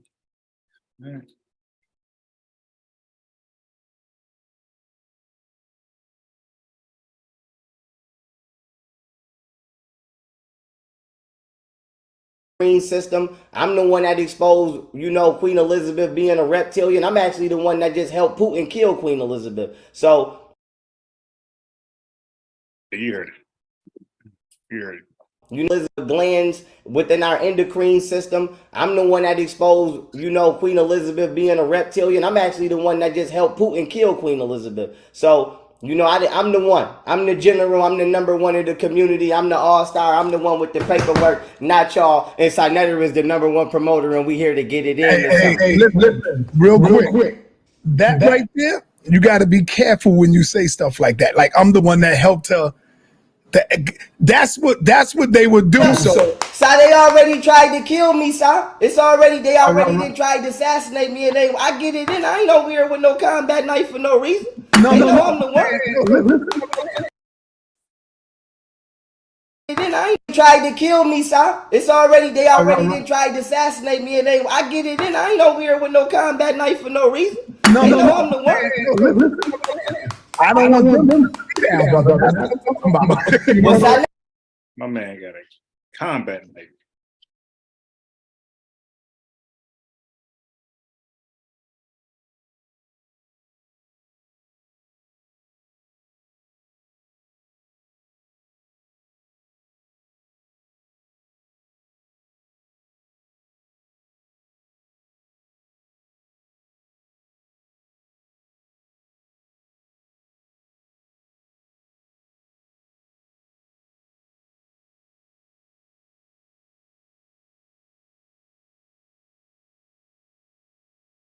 To the hunt for a killer after the latest mass shooting. At least 4 people were killed and more than 24 others injured when gunfire erupted during a Sweet 16 birthday party in Alabama.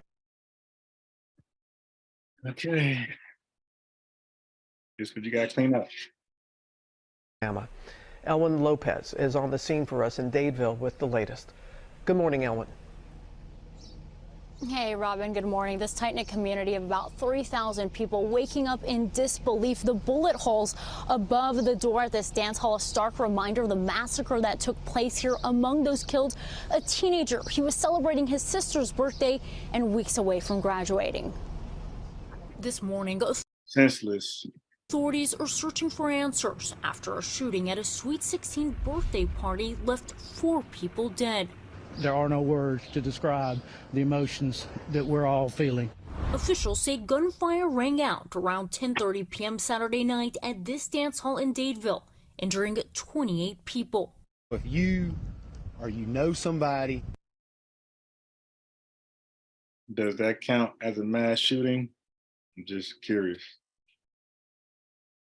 That has any information about what occurred last night, I cannot stress this enough. Ever how minor you think it is, we absolutely need you to share it. One of those killed, the birthday girl's brother, 18-year-old Phil Dowdle, a star athlete set to take off to Jacksonville State on a football scholarship. He had one goal, get to the NFL and take care of his mom. His high school coach says the teen's mother was also injured. His mom was inside the building. Yeah. She was also shot? Yes, she was shot also. She was a chaperone in here, so she was hit a couple times in the legs too. What did she say about how she's doing? It's tough right now for her, real tough. One hospital confirming it admitted 15 patients with gunshot wounds, most of them teenagers, 5 in critical condition. Survivor Bray Hutchinson speaking to ABC News from her hospital bed. When I first felt that I got shot, I grabbed onto somebody, I don't know who, and I was yelling for help, and nobody would help me, so I had to gain my strength and walk outside after being shot. So far this year has seen more mass shootings than days. Oh, so it was counted as a mass shooting. President Biden issuing a statement following this latest shooting, saying in part, "This is outrageous and unacceptable. Our communities need and deserve better." And Rebecca, it's So black teens see a whole bunch of black people outside, teens also, and they spray the crowd, hoping to kill everybody. They only killed 4, but they wounded 28.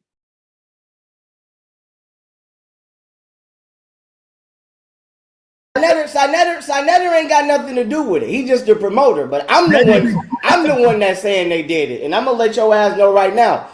Kim Jong-un watching, Fumio Kishida watching, Xi Jinping watching, Putin watching, Trump watching. If y'all don't know, I've been on CNN, USA Today. I got kicked off of CPAC. So I'm gonna just let y'all know right now. I'd rather die by the hands of a white man for trying to help my community than die by the hands of a black man selling drugs in my community. But I just want to let the watching, Putin watching, Trump watching. If y'all don't know, I've been on CNN, USA Today. I got kicked off of CPAC. So I'm going to just let y'all know right now.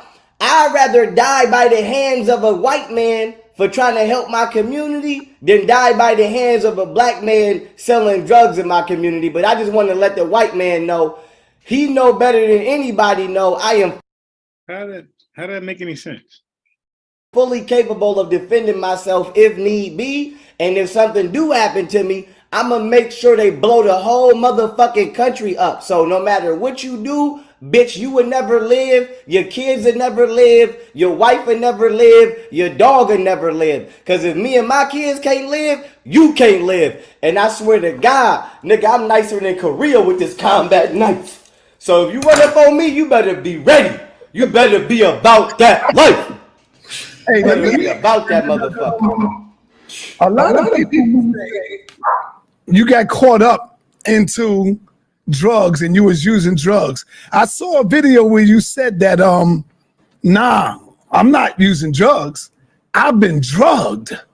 Would you like to explain? Talk to us a little bit about that. Show me that combat move again.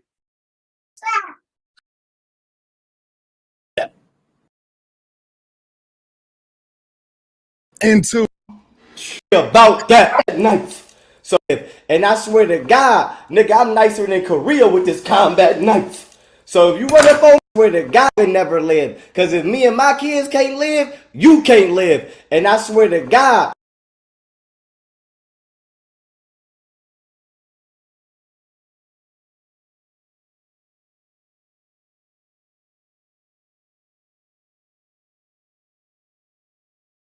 Nigga, I'm nicer than Korea with this combat knife. So if you run up on me, you.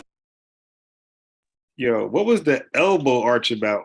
Yes, oh my God. This dude said a combat knife. You better die. Nigga, I'm nicer than Korea with this combat knife. So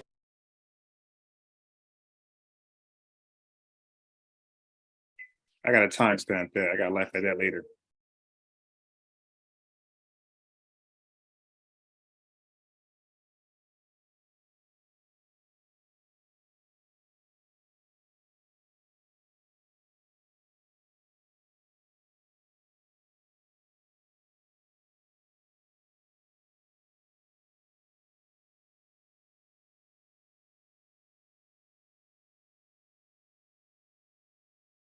If you want, and I swear to God, nigga, I'm nicer than Korea with this combat knife. Live, and I swear to God, nigga, I'm nicer than Korea with this combat knife. Nicer than me and my kids can't live. You can't live, and I swear to God. Nigga, I'm nicer than Korea with this combat knife. So, Yo, his stare. Yo, look at his stare. That shit blank as hell. You are real, nigga. I swear to God. Nigga, I'm nicer than Korea with this combat knife.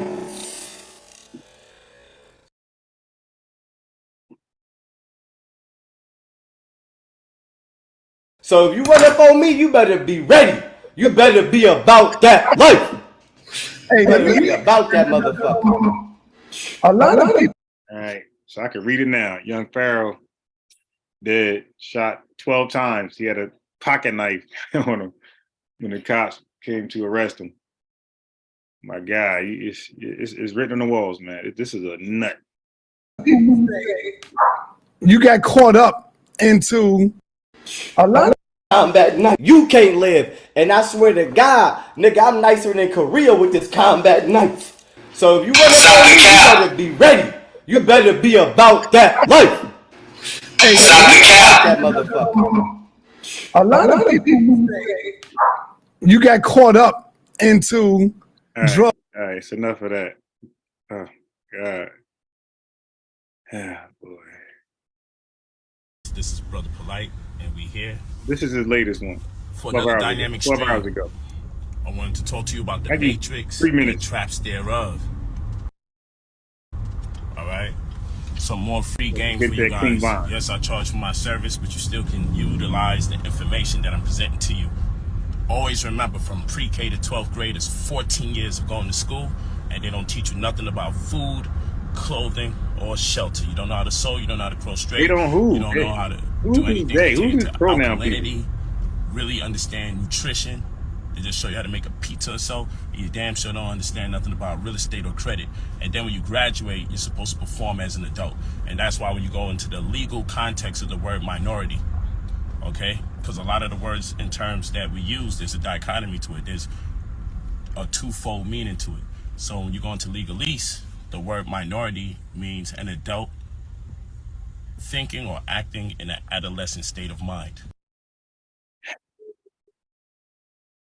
However, what happens when the people doing the killing start making the music too? Because in the years after Chief Keef popularized the violent stories of Chicago gang life, one of those gangsters killing people in the streets picked up a microphone too, and started rapping in the first person from the perspective of the actual killer. King Von had a reputation in Chicago as a fearless killer before he'd even started rapping, and it's widely believed, based on the statements he made in his own songs, that Von himself could have killed as many as 7 people in his career as a gangbanger, with more murders even taking place after he got rich and famous, with it being rumoured that Von used his money and influence from the rap game to have old enemies in Chicago killed, and going on a journey which, in my opinion, takes him far beyond a street player who had to kill to survive in the mean streets of Chicago. Yeah, because that's the thing. Everybody, we got to survive. Hey, look, they're talking about, it's weird because Young Pharaoh's talking about some pronoun boys, but when you hear thugs talk about surviving, they talk about themselves.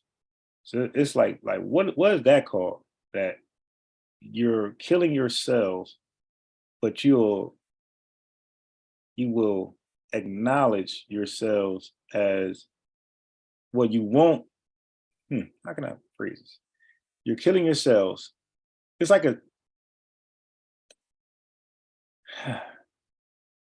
kill your own people, but you're acting like you're killing the pronoun crew.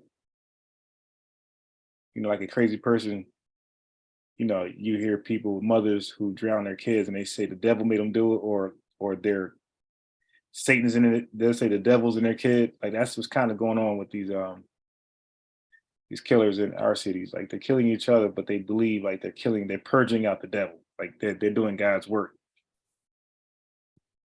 Because if King Von's tweets are anything to go by, he simply loved killing people. And the sheer amount of people that King Von allegedly played a role in killing has led to intense speculation as to whether he was a full-blown serial killer. A title which King Von's enemies even said that him and his friends took personal pride in. Now, the FBI defines a serial killer as a person who kills over 3 people with time spans in between them of more than a month. Furthermore, serial killers tend to have an element of psychological gratification which plays a role in the motive for their murders. The FBI also state that a serial killer might seek various kinds of gratification through their killings, such as anger, thrill-seeking, financial gain, or simply for attention. Hey, all right, so listen to, his talking points and why he's calling old boy a serial killer. So by the FBI definition, my boy Trap Lord Ross is saying King Von fits that description. I personally believe that over the course of his career, King Von demonstrated all of these characteristics and can indeed be classified as a serial killer. King Von frequently exhibited behavior in public that conformed with these rules, tweeting regularly about his desire to kill, bragging about having committed that conformed with these rules, tweeting regularly. And I look at this when I watch the serial killer shows. I look at this because some serial killers would send, the local police station, like cryptic, news cuttings that they put together, taunting police officers. And this right here, I look at this as that, like social media is like cryptic ways of taunting the local police departments and the FBI. About his desire to kill, bragging about having committed specific murders in his music, which attracted him international attention and Billboard charting songs, with his drill anthems about murdering rivals making him a rich man with millions in his bank account. The FBI also point out another characteristic of serial killers, specifically that their victims may all have something in common. For example,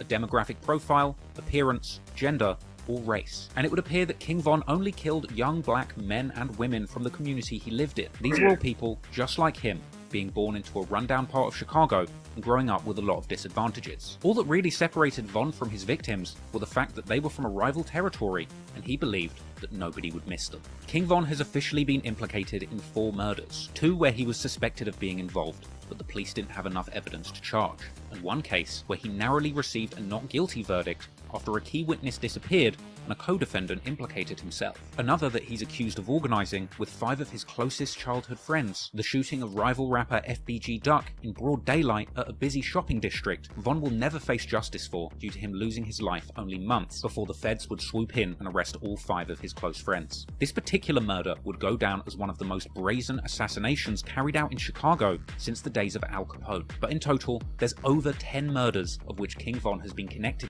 Yeah, so look at some of these names. You can Google them, see what you want with them.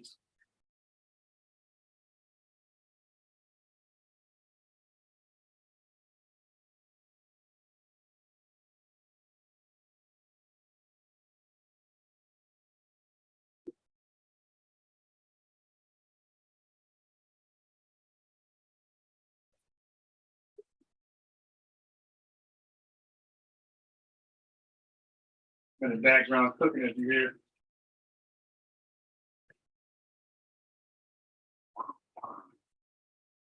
That's yeah, wait a minute.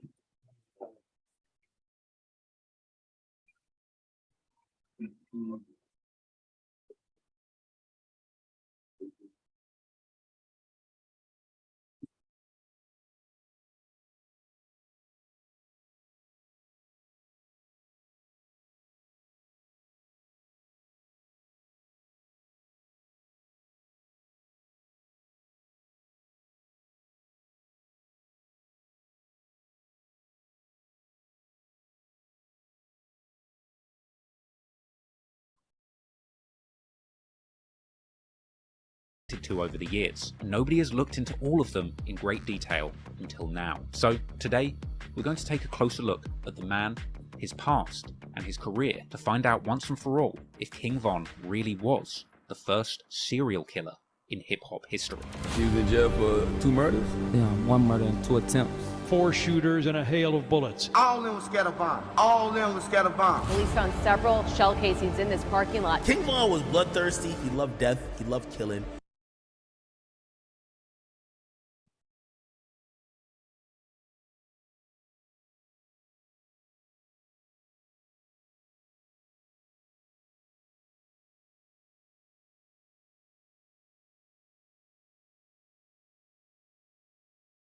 It's still. Oh, let me turn it up a little bit on my end.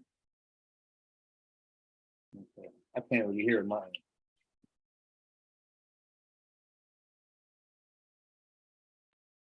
I got a lot of fights. Just free, how many I think? King Von had an insatiable obsession with murder and violence. The shooting leaves 1 person dead, 4 others injured. Me?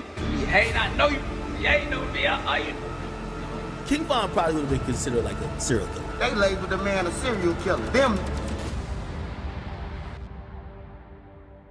King Von, real name Davon Bennett, was born on August the 9th, 1994 in Chicago, Illinois, growing up on West 78th and South Hermitage in an area known as Killer Ward, an area mainly affiliated with the Chicago arms involved. Over time, a teenage Von would begin getting more and more involved in Chicago's street gang conflicts, apparently bringing guns to school as young as age 13.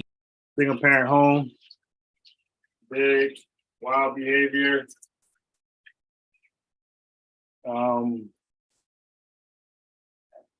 This is why some of the reasons Kevin Samuel and people like that will be advocates of nuclear family.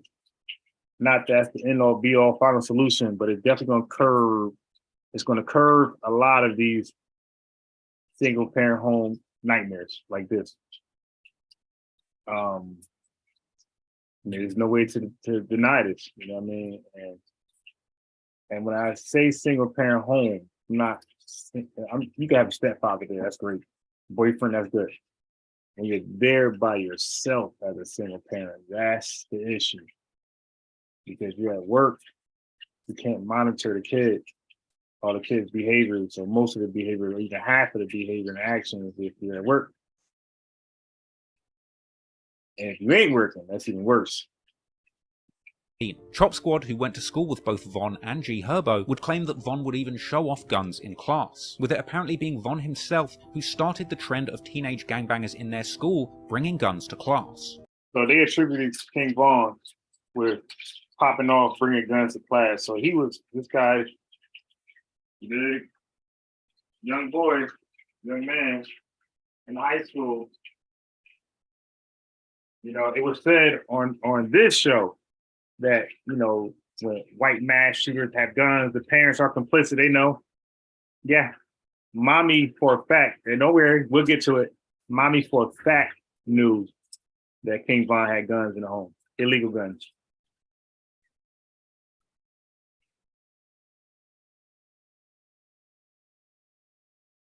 And I did nothing about it.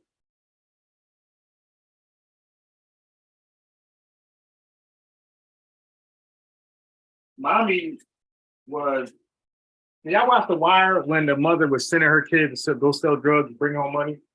That was a real life story of King Von and his mother.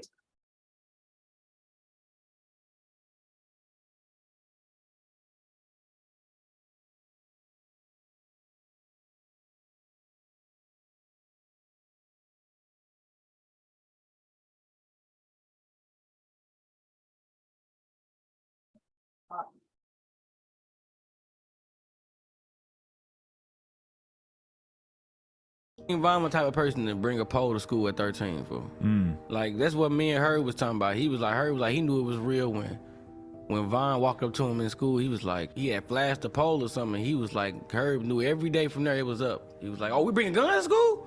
You know what I'm saying? Like, oh, it's on now. He's like, every day from there, everybody brought guns to school. And he's like, Von was the one to start that off. In fact, G Herbo would even later rap about this on a collaboration with Von called FaceTime, saying that Von showed him a revolver in freshman orientation, an experience which led G Herbo to begin bringing guns to school himself too. Now, King Von was apparently out of control as a youngster. According to one story, Von actually did a shooting on prom night whilst wearing his suit, after literally tweeting out that somebody better not try him in his suit. So naturally, you can imagine Von ended up spending a significant amount of time in trouble with the law as a teenager, with large patches of his most formative years spent inside jail cells. Von went to jail for the first time around August 2010 at age 16 for armed robbery, apparently robbing someone for their car at gunpoint. Something that he would actually later refer to on his song Armed and Dangerous, saying that he was arrested on August 11th, 2 days after his 17th birthday, when he was offered 21 to 45 years in a plea deal. Von would end up spending time in boot camp, an intense military-style juvenile program, ultimately rewarding him with early release. But soon after that initial charge, Von... I say, yeah, these moms, but they won't send their kids to the army, though. Nah, we ain't gonna do that. My boy gonna die. Where's King Von now? But at least it's an honorable death if they die. Because I know a lot of people come home, they're not dead. But at least it's an honorable death. The way your boy died, that's a dishonorable death. I mean, that's just weird. Like, so no, he won't go serve the country and be a man and you want to hold guns, hold them the right way. You want to shoot people, okay, go. Here, go to war. Go to Ukraine, shoot somebody. Help Ukraine out and go shoot somebody. But nope, we're going to kill each other. Fine. Von would catch another in January 2011, ultimately spending 15 months behind bars as a juvenile, being locked up between December 2010 and March 2012. And during this time of incarceration, Von's best friend T-Roy would tweet calling for his release. Eventually, in March 2012, Von would be a free man once again, but he was only free for a matter of months, from March to November 2012. But during this time, Von would undergo a transformation, going from a gun-toting stick-up kid to a full-fledged killer after witnessing the death of one of his close friends, which, as he put it, turned him into a demon. Before we get into the first murders that King Von was allegedly involved, they just want any reason to go kill. Oh, my friend dies, I'm gonna kill every, like some movie shit from Rocky, some Rambo shit. This one woman, my daughter died, I'm gonna kill everybody for the death of my daughter. I'm gonna kill 400 people. I'm gonna kill the entire mafia because my daughter died.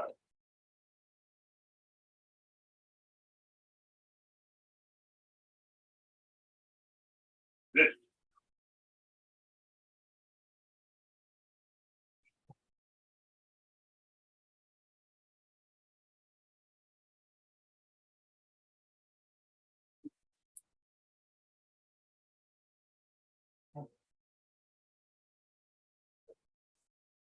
All right.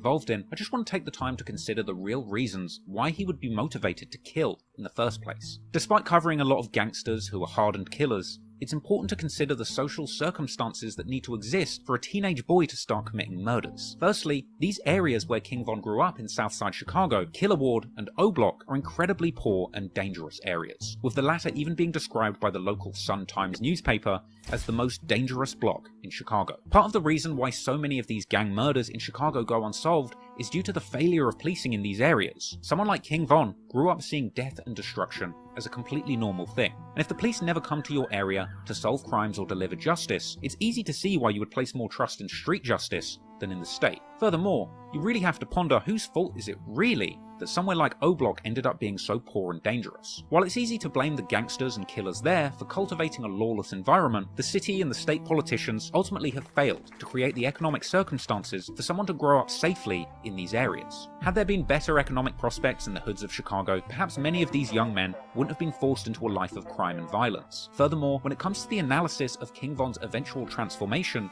into what some have described as a serial killer, there's actually an argument to be made that geography may have played a part in King King Von feeling like he could get away with so many murders. The 70s to the 2000s have actually been described as the golden age of serial murder, and one possible cause for this phenomenon around this period has been cited as urbanization and the concentration of inner city living. Some people have said that putting so many people in such close proximity ends up offering a unique level of anonymity when it comes to committing crimes in these complicated, busy and overpopulated areas. Put simply, this means that in O-Block, the sheer amount of people, overlapping gang conflicts, and normalization of violence on the streets means that somebody like King Von could kill multiple people without attracting too much attention to him personally. As sad as it is to say, in the eyes of the cops, a victim is just another casualty of the gang war rather than a specific crime that could be solved. And it's these circumstances that were the perfect conditions for a young King Von to begin killing people in his community with minimal consequences. And whilst King Von was in jail, gun violence had raged on between the Black Disciples from Wick City and the rival Gangster Disciples from St. Lawrence and Eberhard Avenues, or STL-EBT. And during this time whilst King Von was incarcerated, a 15-year-old gangster disciple from the rival hood by the name of Tuka was murdered. Real name Shondale Gregory, Tuka was shot dead at a bus stop on the 600 block of East 63rd Street on the 12th of January 2011 at around 6:40. All right. Okay. Back to cooking chicken tenders. So I'm cutting them where they fit me thinner, easy digestible. Not just digestible, but easier to chew through.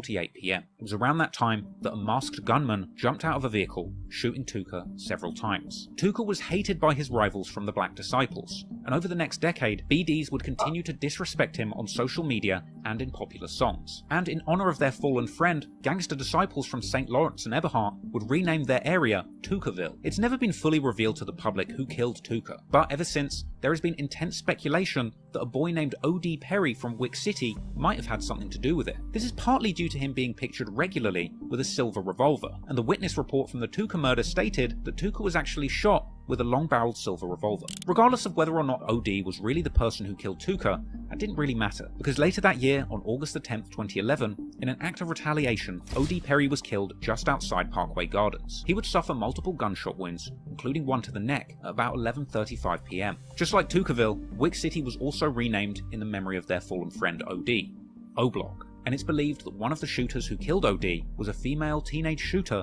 by the name of Jakira Barnes, or KI. Following the murder, KI would begin to pose on social media with a silver revolver, similar to the one that OD was known to carry, and her rumoured involvement in this murder of a beloved O-Block member would lead to KI becoming a major target herself, with matters not helped by the fact that she would regularly tweet insulting OD Perry and alluding to having killed him, along with others who would openly claim that Yep.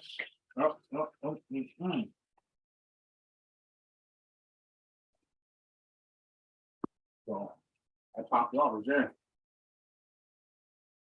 I popped it off.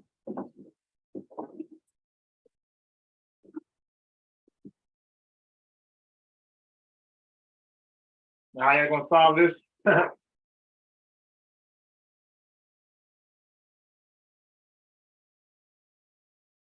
How you gonna solve this? Dude's killing and going on social media bragging about it.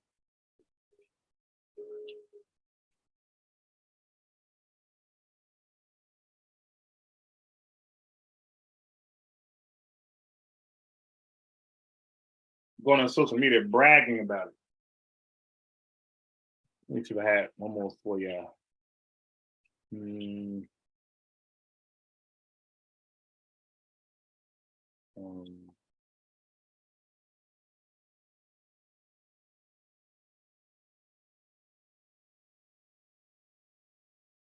No, not that.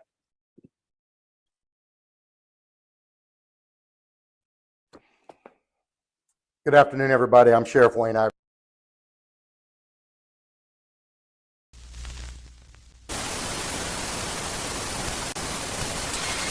This is Chopper 3 over 7th and Fairmount Avenue around 7 o'clock last night. Police say a 29-year-old man was shot several times and later died at the hospital.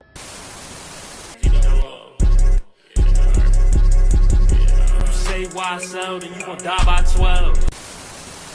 23-year-old Sirkar Johnson Jr., a son, father, brother, husband, and entrepreneur.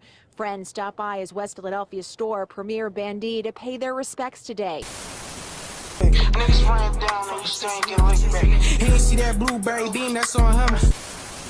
I hit up and your man had to get, I guess he froze. Watch that back door, how you get walked down and Balenciaga runners. Police and medics arrive on location. They find 4 shooting victims. Police and medics transport all 4 victims to Presbyterian Hospital. A 20-year-old man died in the hospital. The other 3 men shot, aged 19, 23, and 29, are in stable to critical condition, but all are expected to make it. As the gangs are small groups of friends associated with certain geographical blocks, but with no strict leader, that brag about their gang activity on social media, often in rap videos on YouTube. They'll mock the deceased member or friend of these individuals, and then at that point, that's motivation for a retaliatory shooting. And then now once somebody from the other group has been killed, then the mocking starts on the other side, and then it goes, frankly, back and forth. 1,577. That's the official number of homicides that occurred in the city of Philadelphia between the years 2020 and 2022. That's almost 1.5 homicides a day for the last 3 years, and that's not even counting this year so far. People argue that drill music is contributing to the homicide numbers. I don't know how true that is, but it's not helping, that's for sure. Beefs and blocks during the war have always been a thing in Philly since the 70s. The 90s saw how dark it could get, and we are seeing a return to those days. Now, we have a soundtrack to go along with it. Murders that would have happened anyway are now rapped about as if it's just a part of everyday normal life. Unfortunately, that is the reality of too many lost young men in this city. And what the rest of us have is music videos to tell us what happened. Lyrics are often seen as art imitating life. Some say it's life imitating art. Whichever way you see it, lyrics all too often these days are talking about real people and real life events. Today's video is part 2 of rap lyrics that really happened in Philly. The ops catching bullets like Anquan Bolden. He was posted on the block and then a gram he posted. Blow the pack. Boy hands to the chest and they came out his back.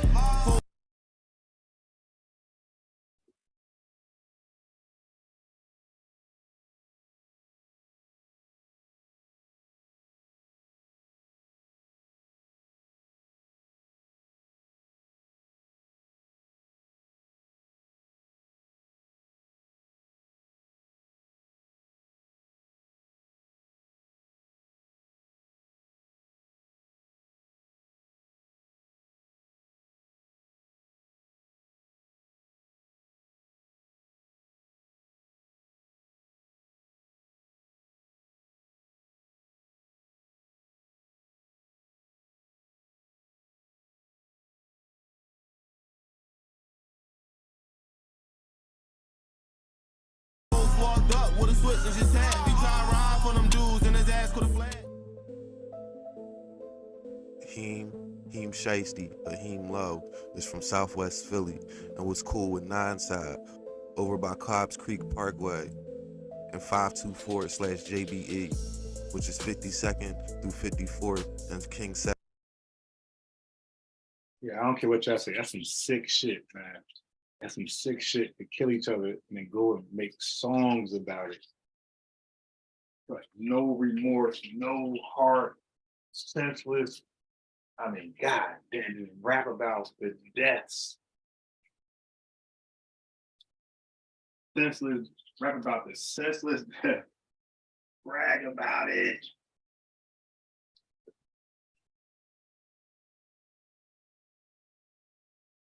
God damn. I mean, they on some KKK shit right there. you're bragging about killing, and then it's your own people, so you're actually worse. You expect an op of another race to kill you and glorify, but y'all the same people. And it's over nothing. Assessing in Southwest Philly. Hemlo was also cool with a lot of guys from 27th Street. You would see him in some of the guys' video like Teddy Two Sev and Ja Fetty. Got new shit coming for y'all. I already know the vibe. And we on that gang shit. My man Hemlo first home, no bullshit. We in there. You know the fuck we on. You know what we on. You could see him here rapping King Lord. I do this shit for ganging them. Yeah, she would told me I should be ashamed of them. They kill my homie, yeah, they caught him like. So any one of them we catch, we do the same to them. But make no mistake about it, he was 5'24", and when he died, he was attending a memorial for his fallen friend PM. This happened in broad daylight and was captured on surveillance video. Tonight, it just doesn't end. 4 people shot in the middle of the day across from a playground. One of them has died. Once again, multiple people shot in the middle of the afternoon, this time in Philadelphia's King Sessi neighborhood, just after 4 p.m., right across from a school playground. Police and medics arrive on location. They find 4 shooting victims. Police and medics. Broad daylight, yeah. And medics arrive on location. They find 4.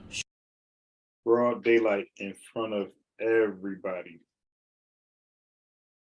That's a, you want to say lynching? The word lynching? That's a lynching. And I mean the bullet. Okay. Here's a question. When the bullet misses the target, where does it go? He's one-hand shooting. He's not two-hand shooting. He's one-hand shooting. I mean, his aim ain't the best. Where does that bullet go when it doesn't hit the target? Does he even care? Does he even care where that bullet goes when it missed the target? You see them young dudes, things like 17, like 21.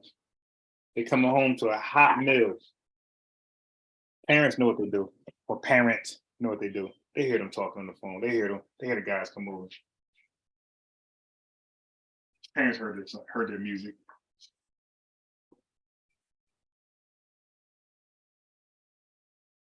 That is sad, man. Broad daylight.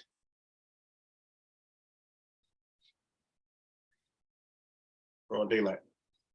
Shooting victims. Police and medics transport all 4 victims to Presbyterian Hospital. Watch that back door, how you get walked down and Balenciaga runners. YD is the dude song is trash. The beat is trash. Murder, more murder. Come again.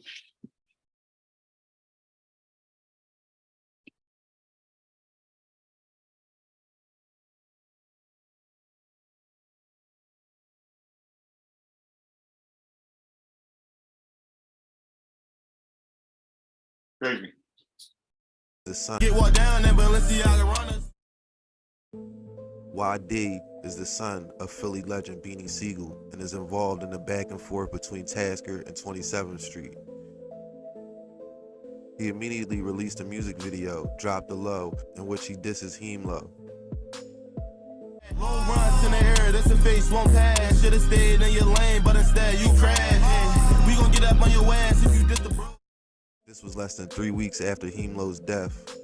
His affiliation with 27th Street was enough for the diss, apparently. On May 12, 2021, at 4:15 p.m., Philadelphia police officers responded to the 5500 block of Kinsesson. Look at the ages. These guys, listen to me, are locked up or dead. Are locked up or dead at these ages, 17, 20, 22.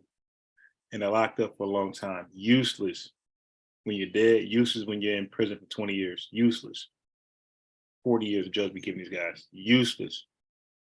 A bunch of young men crime-ridden areas, one source of income, definitely gonna put you in poverty.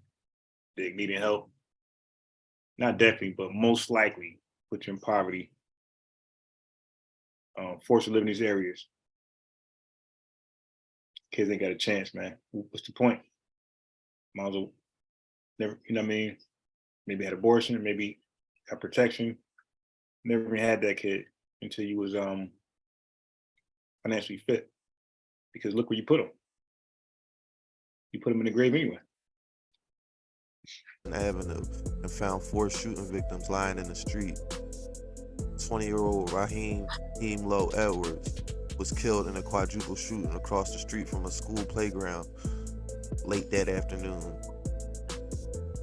The victims were standing in a group of about 8 people outside a corner variety store at 55th and King Sesson when a male in a dark hooded sweatshirt walked up and opened fire. A second male also started shooting. Somebody in the crowd started shooting back. It was not clear whether he was part of that group that had been outside the corner store.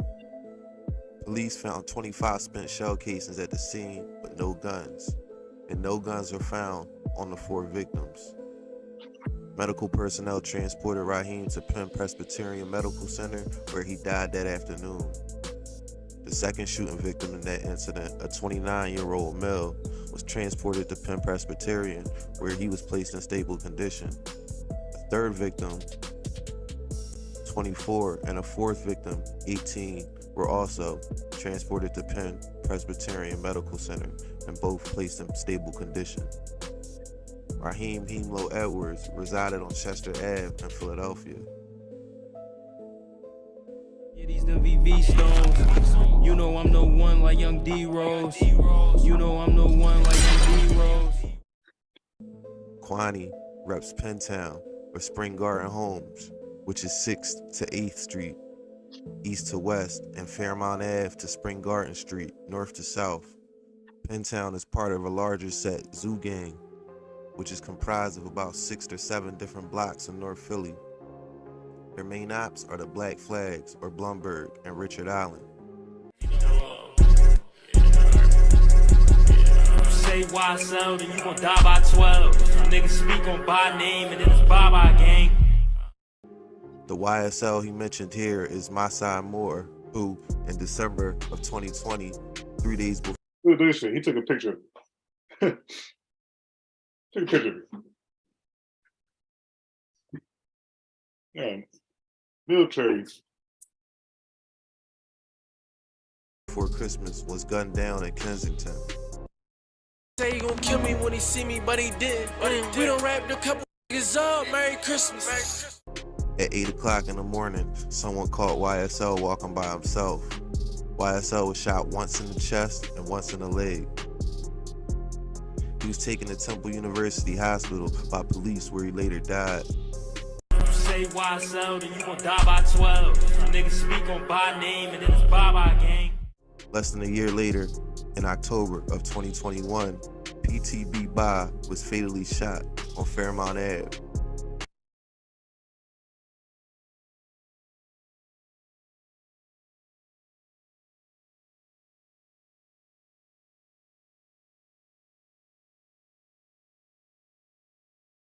Right around the corner from where he lived.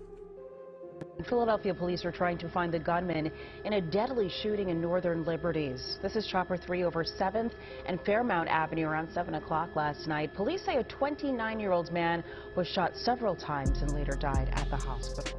What makes this incident even more heartbreaking for the family of Ba was that it happened on his 29th birthday. 40, how you feel about that? I hope you pop the head out, cause we gon' peel your cat.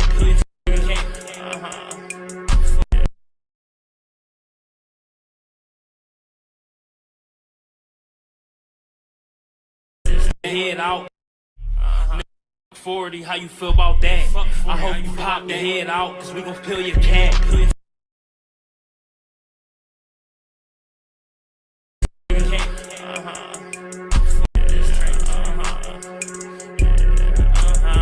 My t-shirt, that shit Christian D. I'm high as f on what's the name? I'm smoking Louis V.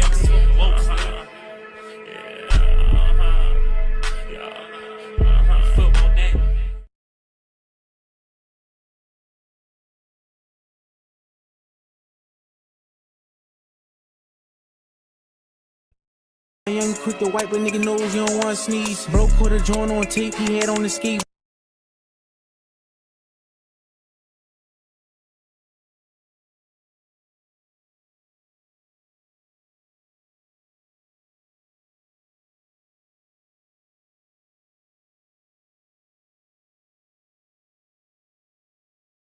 But they don't even dig, he a 5, he got a couple B's.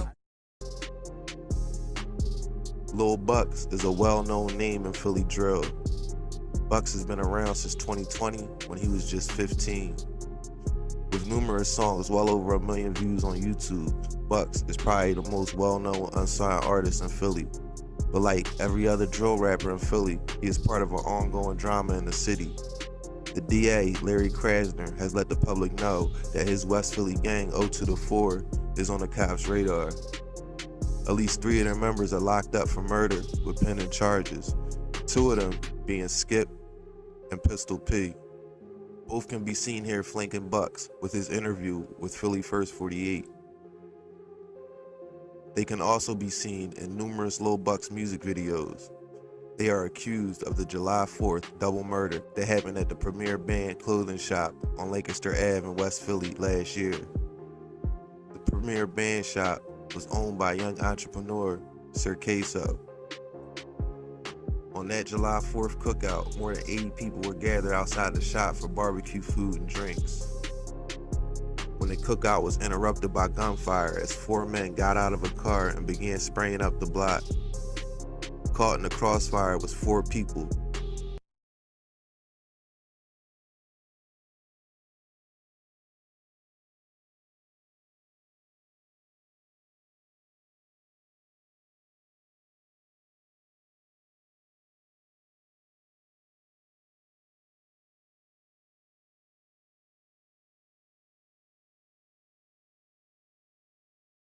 Two were shot fatally. State Senator Sharif Street's nephew and Sir Queso were among the casualties. Mass shooters, man, and serial killers, they both. However they can do it. Mass shoot you or serial kill you. They'll take either one. Whichever one's come first. Bucks can be seen here wearing a hoodie from Sir Queso's Premier Band shop. Today, the district attorney's office announced that they arrested and charged 20-year-old Anthony Lacey Woodson, aka Pistol P, a member of 20 years old, gone. So the other ones died, we were 20. Now we got 20-year-old here. gangs 46th Street Boys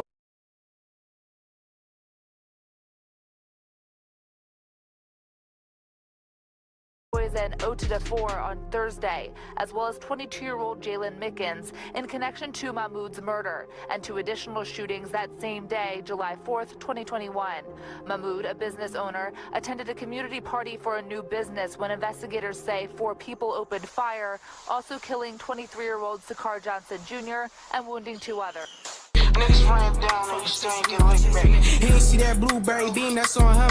He ain't see that blueberry bean that's on him. 4 campus box, nigga, and we overcooked. Damn, rest in peace, I would've paid for a hoodie. Nigga, child, I just might take a piss on hoodie, man, headstone. Flying for what? We turn that ass to rinse. I be feeling like Lil Scope when it's switchy. Knock, knock, how you die from seeing who it is? We took making bodies drop and turned it to a trend. We made it cool to shoot up niggas' blocks and kill their friends. You was out there with Nasir Upshur was a standout athlete from Philadelphia that played for Imhotep High School and got a scholarship offer to play for the Florida State Seminoles. He ended up going to Florida State as a backup tight end. A lot of times, athletes from the city that don't make it pro, which is 99% of them, return to the city after they graduate. They also return during holidays and when school is not in session, which is exactly what Nasir was doing in the summer of 2020. In June of that year, he returned to Philadelphia. He was on 25th and Cambria around 8:15 on a Tuesday night when 3 gunmen opened fire. Surveillance video shows 3 people jumping out of the car and shooting towards Upshur. Upshur was shot once in the shoulder. He was taken to Temple University Hospital. In a viral Zoo Gang disc featuring NSU Shido, Lumberg Duke, and YP Slumboy, Hood Tally goes in on Sadi, Nolak, and Lil Ranger, among others. Got him, y'all did enough. I got him. Where'd he get him? Where that Drake hit him, would've thought that he was dead. News. That breaking news first at 11. A college football player from Philadelphia is fighting for survival tonight after he was shot and critically injured in broad daylight on a North Philadelphia street. Surveillance cameras captured a car pulling into the intersection at 25th and Cambria. A man runs as 3 men get out of the car and open fire. A few seconds later, they speed away. Medics rushed the 22-year-old victim to the hospital. Sources tell NBC 10 he's a college football player from our area who plays for a school in another state. In the very beginning of the verse, he raps, Y'all did enough. I got him. Where'd he get him? Where that Drake hit him, would've thought that he was dead. in reference to this incident. Upshur isn't really a part of Zoo Gang, but it is said he was targeted after he posted to Instagram mocking Chog Lizzie's death. There you go.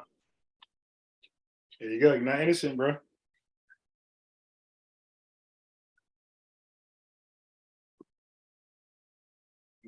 I mean, is it just me, or is that some savage HIT to be mocking not just a death, but a murder? Weird, man. It's weird. Savage kids, man. Savage. Glorifying murders, man. People did senseless murders at that. Barbaric murders being glorified. Some barbaric shit, bro. But we don't talk about it. We don't talk about it. We act like it doesn't exist. It's all over the news. It's all over the news. It's all over the news. We don't act like.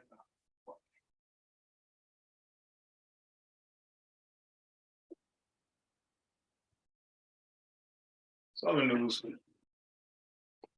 But we act like this shit doesn't exist. That's what you gonna clean up, young Pharaoh? Good luck. These gangs killed each other, bro. They ain't looking for no truce. You gotta relocate these people, man, to make a peace, to make this a peace treaty.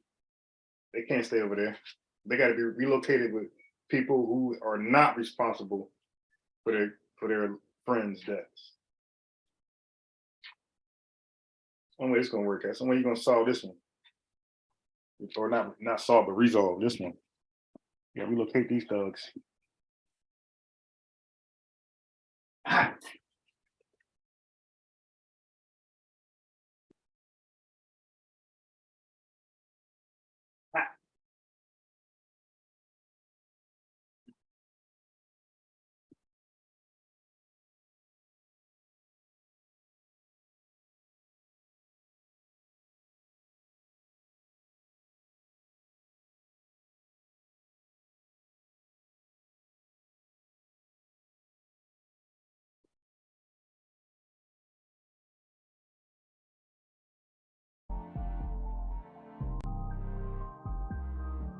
Next time in part 3, we'll look at FS the Bender, Quad 4 times, and others. So make sure to like and subscribe so you never miss an upload.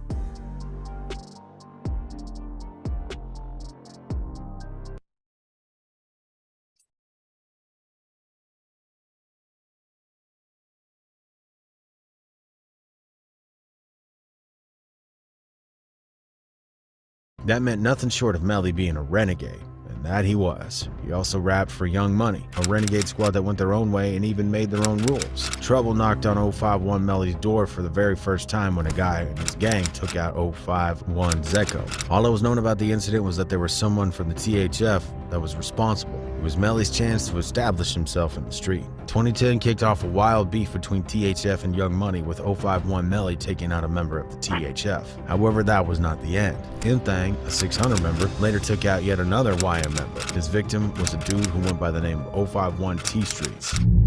At this point, 051 knew it was a war, and they wanted blood for blood. Melly and Kiddo, another 051 member, would go out to smoke 600 Shack. That happened at South Calumet Avenue on 2nd of February 2012. After the hit on 600 Shack, it was clear as day that 051 Melly cared very little about the block he represent. He was keeping his homies in check. If he came for a fight, he'd deliver. To make him even more deadly, it was a known fact that Melly did research when scouting out for ops and finding their location. He was quite known for stalking anyone who dissed him or his crew on social media, and he knew exactly how they moved and which places they would visit on a regular basis. This is precisely the reason why Melly quickly became one of the most feared shotters Chi-Town ever bred. But this war between the 051 and the BDs was not quite done with. Yet another baller from the 051 got dropped, and this time it was around 14-year-old. 14-year-old young dudes doing the bidding of the clan, just killing each other over and over and over.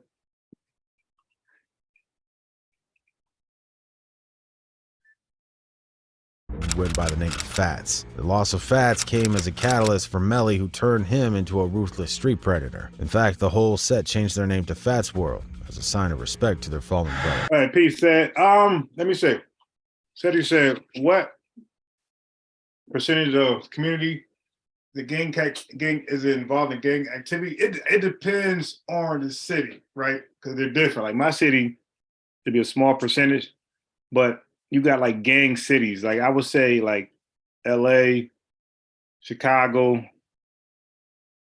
I would say it would be a larger percentage like in those places. So I would say it depends on the area, but it's possible to have areas where like majority of the people are gang affiliated.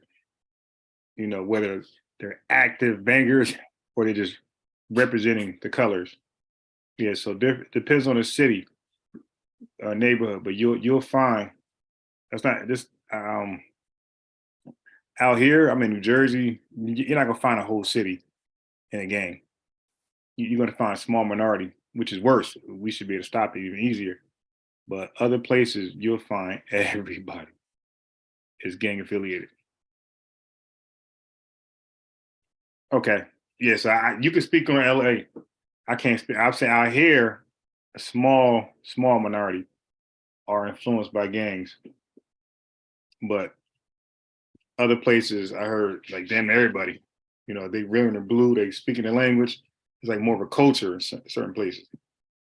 051 had a score to settle with the 600 block, and they did. The one who ended up on their crosshairs was L.A. Capone, a 600 rapper who showed a lot of potential and could have made it far in the rap game. His famous tracks Play for Keeps and Round Here keep on buzzing these days. On September 26, 2013, Capone found himself walking the wrong alley near 70th Street and Stony Island Avenue. He was about to enter his car when a vehicle pulled up and shots started going off. Even though he survived the initial impact, he passed away later in the hospital. There were two 051 members who got arrested in the hit on Capone. It was 051 Lil Mick and 051 Rockhead. Mick would go on to get a 60-year sentence for the shooting, and Rockhead got 45 as an accomplice. What did I say? So they ain't getting 20 years, 25. They're never coming home. It's like they're dead. So both are disappearing. Revenge had to come, and soon it did. 600 was patiently waiting for their opportunity, and it came right after 051 rapper Lil Mark dropped a diss track calling out several 600 block members. The track was a spin-off using the competition track from Lil Durk and calling it No Competition. Both alive and dead BDs were dissed on the track. The BDs hesitated very little. Just a few days after the track got dropped, Lil Mark got smoked at a bus station. He suffered a gunshot wound to his head after a van full of BD members ran up on him. It was rumored that fast that King Von and T-Roy from O-Block also got involved in the hit on Mark. That fast. This on, walking, think, hey, no, don't touch me with those hands. Damn.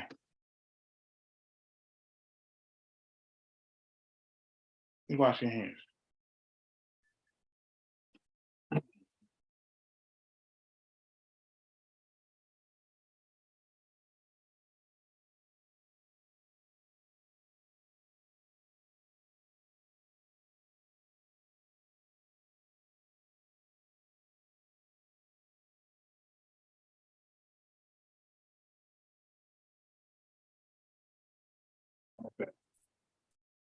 That's better. Yep. Mm-hmm.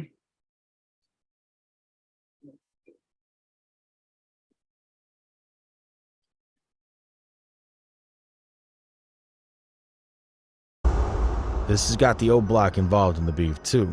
Even Lil Durk clown Mark after he posted photos referring to the bus stop where he got murked as a real famous bus stop. As one would expect, Melly got around to see that video that circulated on social media. He seeked revenge from that very moment, and he had a strong urge for retaliation. OTF Newski, a close friend of Durk's, who was the person who would end up paying for that price for Durk's behavior. OTF Nunu and OTF Newski got gunned down just a few days after he got signed to Durk's OTF label. R.I.P. Nunu. Nunu had raw talent and was ahead of his time. Man, it hurts to think that he would have had done music. Melly didn't stop with Newski. He went after Durk's manager OTF Chino. Went through a similar situation. He too was sitting in a parked car when he got ran up by 051 Melly. Believe it or not, Melly would go on to social media to make fun of the tragic loss of the OTF members that suffered. He went on to say, Chino Burger, that's what they said. At this point of the beef, rumors started coming in that Lil Durk put a price on Melly's head. You know, serial killers, man. Not just King Von. 051 Melly was involved either directly or through some of his gang members, and several hits of OTF members, and Durk was well aware. Durk had THF Raheem assassinate Melly and two of his homies in the middle of Eaglewood. Even though all three survived, this was a big warning for Melly. He caught several bullets and suffered a lot of injuries. 051 Ario, popular 051 member who would then get revenge on Raheem, but this meant a lot of trouble since Raheem had affiliations stretching outside of just THF. See, Raheem was FBG Duck's blood cousin and stepson of Bezu. We all know because of his connections with King Von. Bezu was a notorious shotter himself. Bezu and Melly had the type of respect for each other that you usually see take place between formidable opponents. They even had an Instagram session where they talked about the losses that both sides of their respective gangs suffered. I swear to God, I'm gonna give one respect even though I don't like his Yo, little homie Shadow, I didn't know him in the streets. He's the only buff who was willing to bump me in that county for the whole 4 years I was known. I respect that little. But don't get it twisted, Bezu wanted revenge for losing his family member. He was out hunting for Melly, and he caught him at a house party alongside of MUBU Crump, Melly's friend. Crump lost They all die at house parties. his life that day, but 051 Melly somehow made it out alive, surviving two shootings as basically two headshot wounds. Melly's reputation as an unkillable dude started getting more and more traction. It was truly believed that Melly's a demon in the streets, but with such a reputation came a lot of trouble, and Melly was caught slacking. It was only a matter of time before he'd get too comfortable, and it happened after one of his beefs went left. He went into an argument with a dude from Taekwon World who went by the name of 007 Nate over a game of dice. Melly shot up Nate's home address even though his baby mama and his kid were inside. Nate couldn't wait to get revenge and take out Melly. There was a home party not long after the incident in Nate's home. The party took place at a residence located Yeah, house parties for these niggas is like Jason Voorhees coming to like a camp. It's like, it's definitely deaths. Murder's gonna happen at house parties. in the 6100 block of The house party, the house is like a tomb for these guys. When they go in. South St. Lawrence Avenue. Even though Melly got warned by his homies from the FBG squad that trouble might occur, he still pulled up. That's what ultimately got him murked. Nate shot Melly several times in a house full of people at around 3 o'clock in the morning. Melly didn't make it out alive that night. He sustained multiple gunshot wounds and was rushed to the University of Chicago Medical Center, where he was later pronounced dead. That's confirmed by the Cook County Medical Examiner's Office. Many wonder what it was that kept Melly pushing further on his op-seeking journey. Could have left the street life behind so many times, yet he just kept going. It's crazy like he chose to keep doing this. That's so sad to live such a pathetic life and people look at him like he wasn't just a psychopath. Hope things change for future generations. The story of 051 Melly is a tragic one, fueled by violence and a desire for respect in the streets. His reputation as one of Chicago's deadliest shooters was cemented by his ability to study his enemies closely and strike when they least expected it. However, his legacy serves as a cautionary tale of the devastating consequences of gang violence and the toll it takes on individuals. Trying to find the one bus they did, these heathens.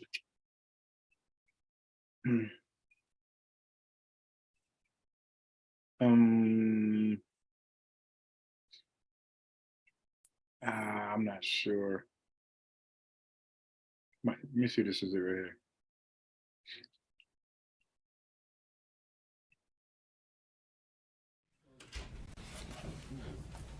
I'm certainly glad that y'all can be with me this morning. We have a case that I think clearly indicates.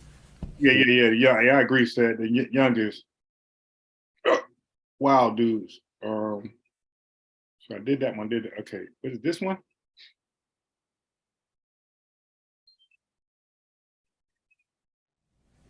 Nah. Hello, everyone. Thank you for being. This is for the new live. I'll say that one. But you're gonna see what that guy keep coming on.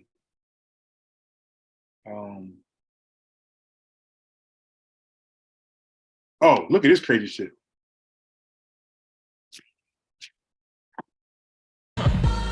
Nobody wins when the family feels.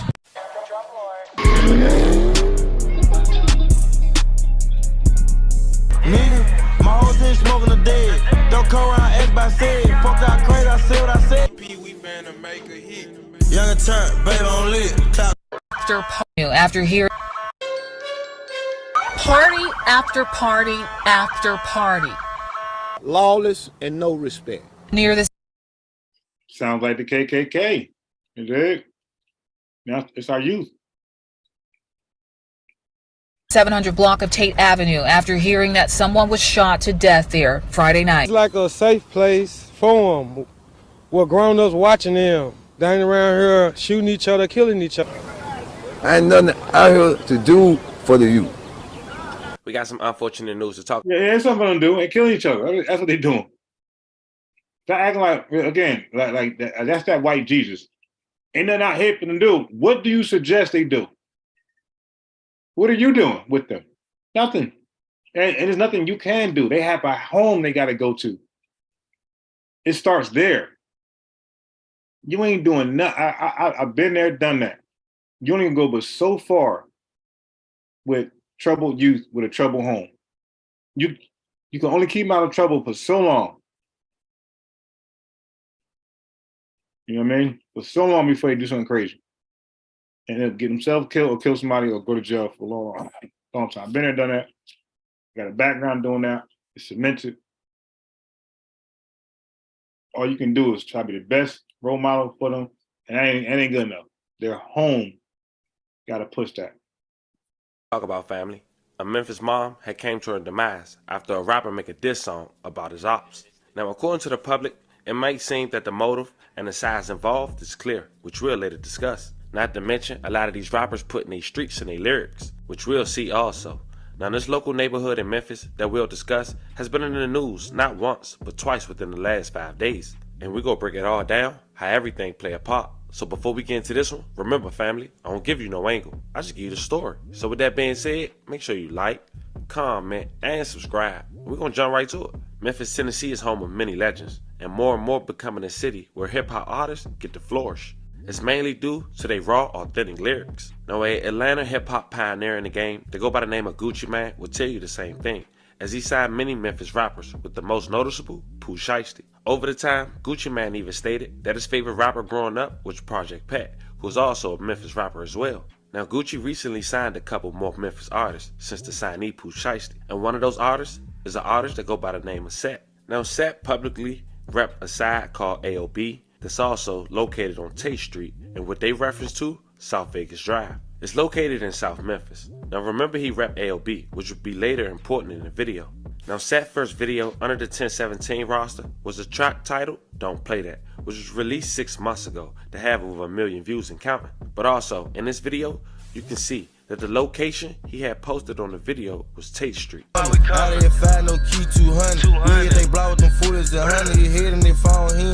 He also dropped a track titled South Vegas Drive, which we mentioned before, a reference to his neighborhood just 3 weeks ago. Shit, females don't hang out the window and dump it. South Vegas Drive, yeah, we come like company. Say you want smoke, say why would you lack? But recently, Sat had dropped a music video titled Piss Set Off. As you can see, this video had dropped a couple days ago, but it was also shot on his neighborhood on Tate Street. Now the shoot of this music video had made local headlines. According to some neighbors, it got so bad that some pastor had made a complaint that he couldn't get in his church. But that's not even the half of it, family. During this video shoot, a couple things happened. 1 was a burnt shirt. 2 was the lyrics played publicly for the first time. And some of those lyrics was taunt towards his opposition. Now in this video, Sat can be heard Don't come around asking about said. Thoughts crazy, I said what I said.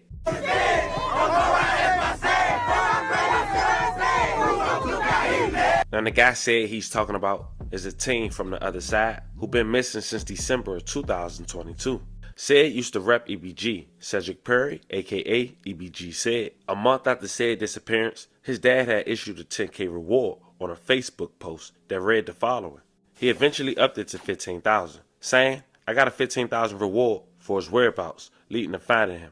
Don't come on here playing when it's not a game.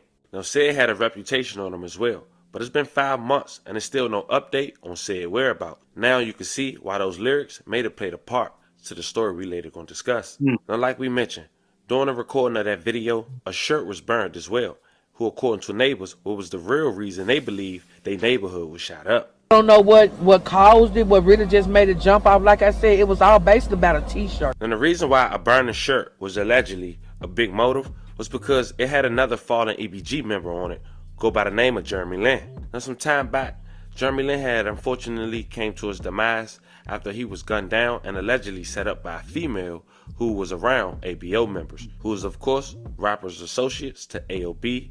As we mentioned before, why that'll play huge and later in the video, this is why. Listen, you're about to hear a leaked audio on how allegedly Jeremy Lin had came to his demise.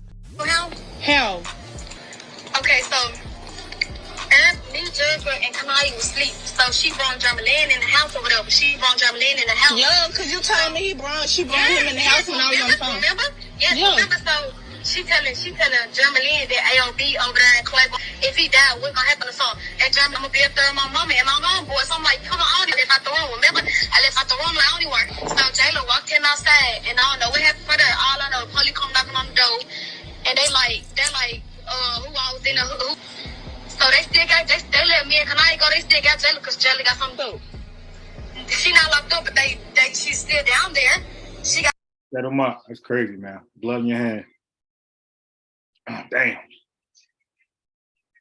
The dudes be killing each other, these chicks, man. Some dudes be killing the chicks that set them up too. Got something to do with it, y'all. I'm telling y'all. Oh my God! What? Yeah. They took his mind. Why would they wait till she go in the house to kill his mind? Why would they wait? She said their mind, oh. Y'all around, cause y'all might give me it. I'm assuming that audio was released and made to make sure the girls was in the clear because they knew retaliation was coming. Now as you can see, during this video shoot, a lot went on Tate Street. It not only caused chaos for the locals and their pastor, but also apparently their opposition. And just tired. This is what a Memphis pastor says that he and his community are dealing with after the street in front of his church has been blocked because of parties, gambling, and drinking.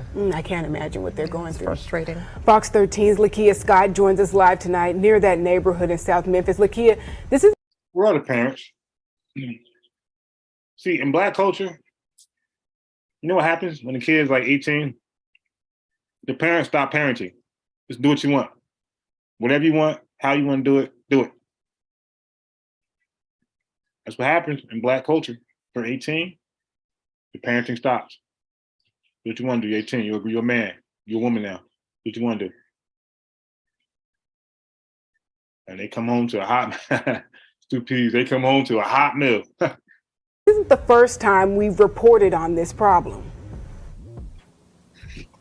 Dominique Darcy, we first recorded and reported on this problem back in October. Now, months later, we understand that that problem still exists. I'm talking about here on Tate Avenue. Now, that is Life of Liberty Church. And the pastor that I spoke with, he says that he's just tired of those block parties blocking the entrance to his church here. Party after party after party. Lawless and no respect. Neighbors are frustrated with the parties blocking the street. They say almost every weekend. I've seen a little kid out there. Neighbors are frustrated with the parties blocking the street. This dude got to be 10 years old, man. 10 years old. Still doing the green. That's sad, man. That's sad. These parents, man. Now, I agree with Harris blocking these fucking parents up. I agree with that. They say almost every weekend for years. The video shows the crowd blocking an MPD patrol cruiser trying to pass through. These younger people, they carrying weapons, and they got large guns. This footage is from a block party on Sunday. Pastor Andrew Terry of Life of Liberty Church says Tate Avenue was jam-packed. Ooh, it was over 200 people on this street. The party was so packed, people were handing out orange wristbands to get on the street. Tap in, we got wristbands for these folk, man. Now, Pastor Terry tells me that he's tired of those block parties blocking the entrance to his church here. But those I spoke with in the community tell me that no harm is intended. They say they're tired of going to funerals. It's like a safe place for them, with grown-ups watching them. They ain't around here shooting each other, killing each other. You know, show the community love, you know. Ain't been no violence, no shoes, no, you know, it's just a bunch of young kids, middle-aged kids, you know, just hanging, having a good time, you know. All gang related. Now, when we reported on this problem back in October, we learned that police were working on a plan to increase patrols. Now, the pastor here, he tells me that he's been speaking with police about that plan of action. Darcy. That is Fox 13's Lakia Scott reporting tonight. Thank you so much, Lakia.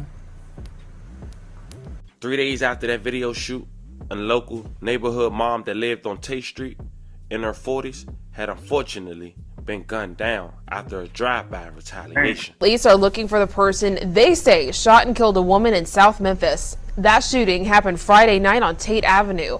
Fox 13's Lakia Scott spoke with those who knew the victim.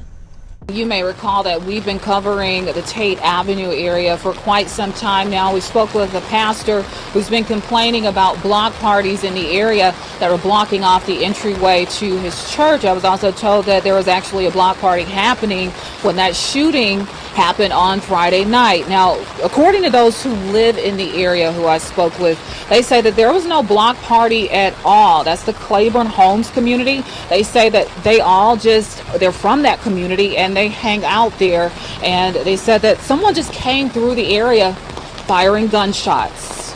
Right. I think it's just the youngsters running wild. This is the response from some who live near the 700 block of Tate Avenue after hearing that someone was shot to death there Friday night. All right, what did you hear? I just heard somebody got shot, got killed on Tate Street. Memphis police responded to the area Friday night close to 9 o'clock. We spoke with those mourning who tell us they know the person who sadly lost her life. And my friend got killed for no reason. What was her name, or do you want to say DeWanna Rogers. We call her Weasel. Friends of the victim tell us she was in her 40s. She had just celebrated a birthday last month. We were told a group of people were out Friday night when someone drove through the crowd firing shots. We're still working to find out a motive. It wasn't no open fire. Hadn't been an open fire through here in a while. I don't know what caused it, what really just made it jump off. Like I said, it was all based about a T-shirt. See? Either just stupid, don't know what's going on, or in denial of what just happened over a T-shirt. Yeah, it's gang stuff, man. You got disrespecting the other side. Your boys, just your killer sons. You know, the murders that come home to a nice hot meal. They're rapping songs, they're disrespecting the other side. So yeah, and then you show them what street you on. Okay. They're like, yeah, you think they're gonna slide? We're gonna slide. And being that all y'all was participating in that damn video, that parade, that party, y'all ops. Y'all ops.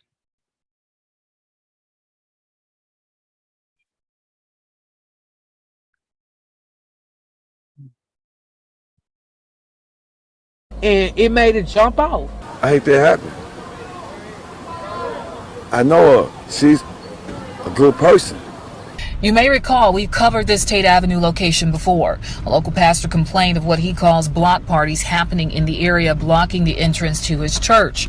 But those who live here are calling for community leadership, including the pastor and city leaders, to be more active with the youth who live here. If you a man a guy, right? You gone and man come out here and talk to them. I ain't got nothing to do. I ain't no talking to them. They blocked his damn church. He can't even get in. Man, if he ain't down with the game, they ain't listening. Nigga. How you talking? Nigga, they don't listen to your stupid ass. You want you go talk to him. Gonna put on are you a man of God? Crackhead? Why don't you go talk to little bastard? Stop buying crack from him. Fentanyl pills. I ain't nothing out here to do for the youth. I'll jam my clothes down the road. Everybody got to get. Yeah, they could sell you some crack. I mean, yeah, you know, that's something that you like that they do. Involved now. Oh, the murder of the city council. Language is this. Hell wrong with this guy. Oh, the whoever got titles inside City Hall need to come over here, deal with the problem. Do you see City Hall members over here ever? Your representatives? Yeah, but I see them, but they don't mingle with the community. Hell no. You got to validate shit with them. Sad, family. I won't mingle either. Niggas opening fire and lost crowds. Before we get out of here, we want to make sure we say rest in peace to anyone who lost their life to the series of events. All right, so where's that King Von debate? Let me end it with that. We all maintain that level of respect for one another. Go ahead. I see No. the fucking wheels in your mind turning. But No, like, so go I ahead. mean, Yeah. I hear the point he makes, and I understand the perspective, right? So we're all kind of like trading ideas, and that's why. Okay, so let me just show you what's going on here. Okay, so he's the guy that made the video, documentary, King Von the Serial Killer, which he is. And I just 051 Melly. A lot of guys are serial killers. This is some nigga from New York, from Chicago that wanted to debate him. Like, how are you a serial killer? Okay. He was the host, but he was kind of like low-key debating with this dude they call King Dave. And King Act came to make it even. He came to support Chap Lord Ross. Okay. So let's pick it up from there. So the debate already happened, it's over. The white boy kicked the street thug ASS in that debate.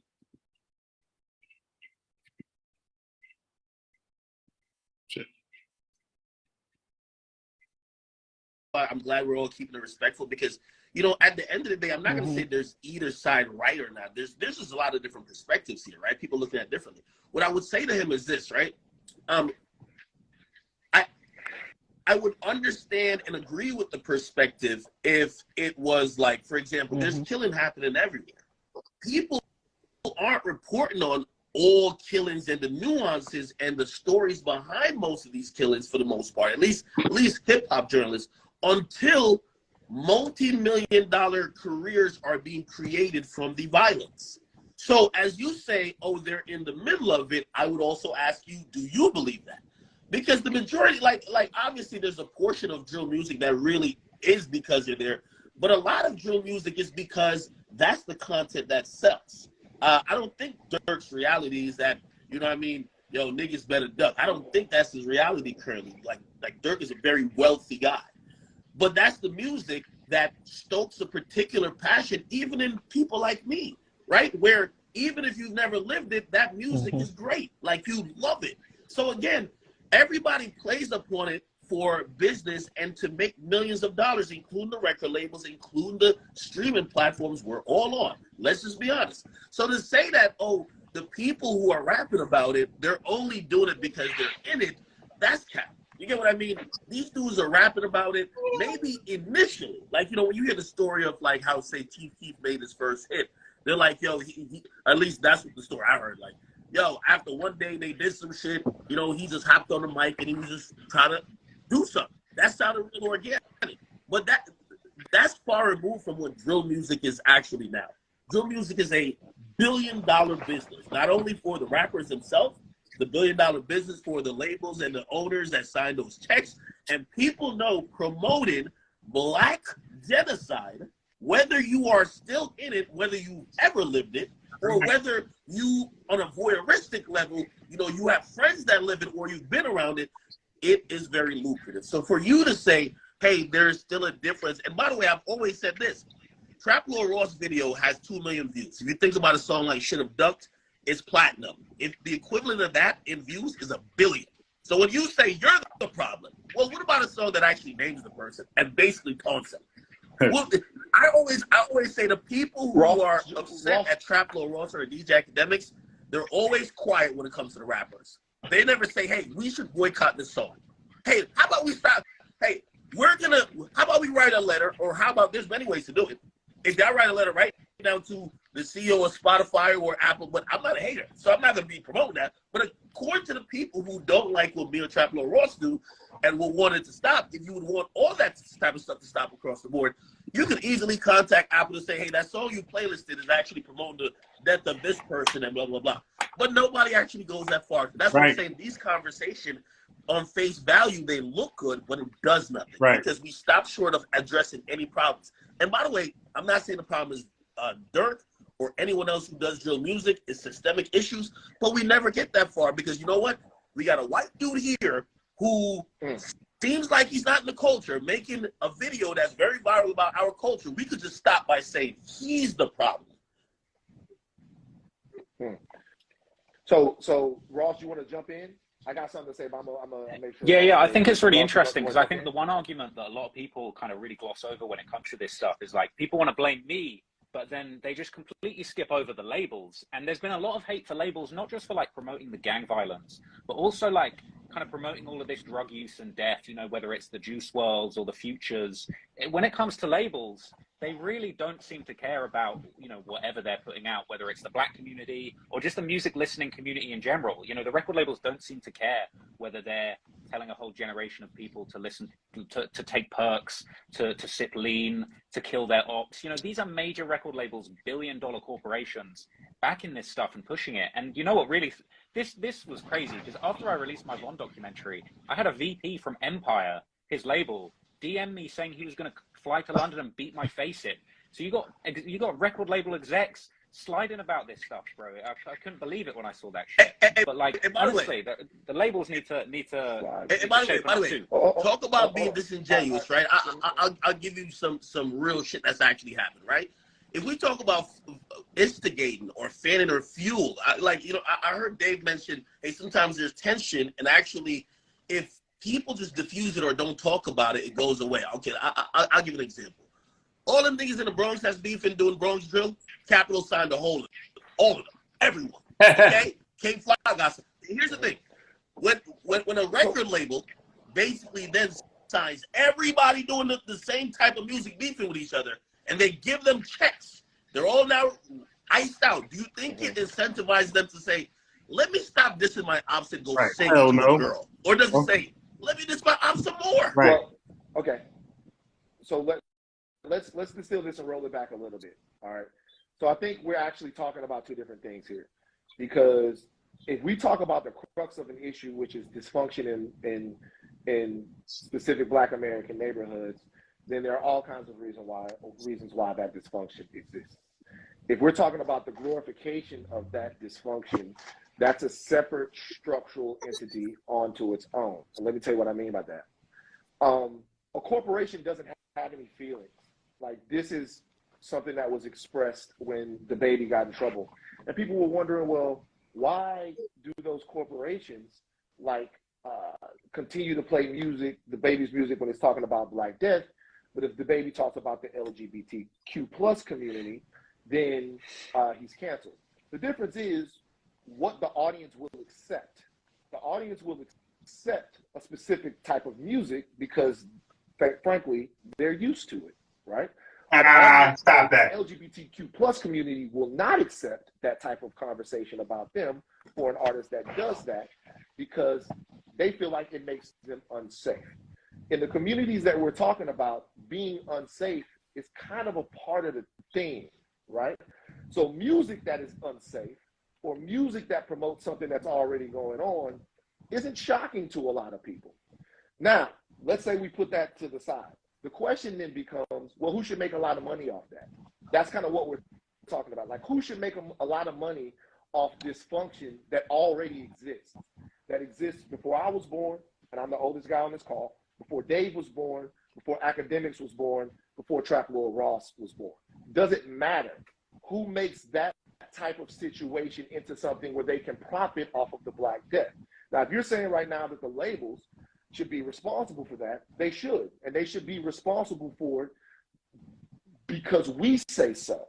The labels should be responsible for it because we say that this is exporting an image of Black people that we don't put up with, that we don't like. The reality is that we don't really care about that because the drug dealers and killers and thugs, these are people that are in our families. These are people that we have to love. These are things and stuff that we're used to. It's a separate societal issue, right, in terms of this. And we're going to go deep and talk about why these neighborhoods are like this. Then we're going to go around. That's a conversation that nobody really wants to have because most people aren't equipped to have it.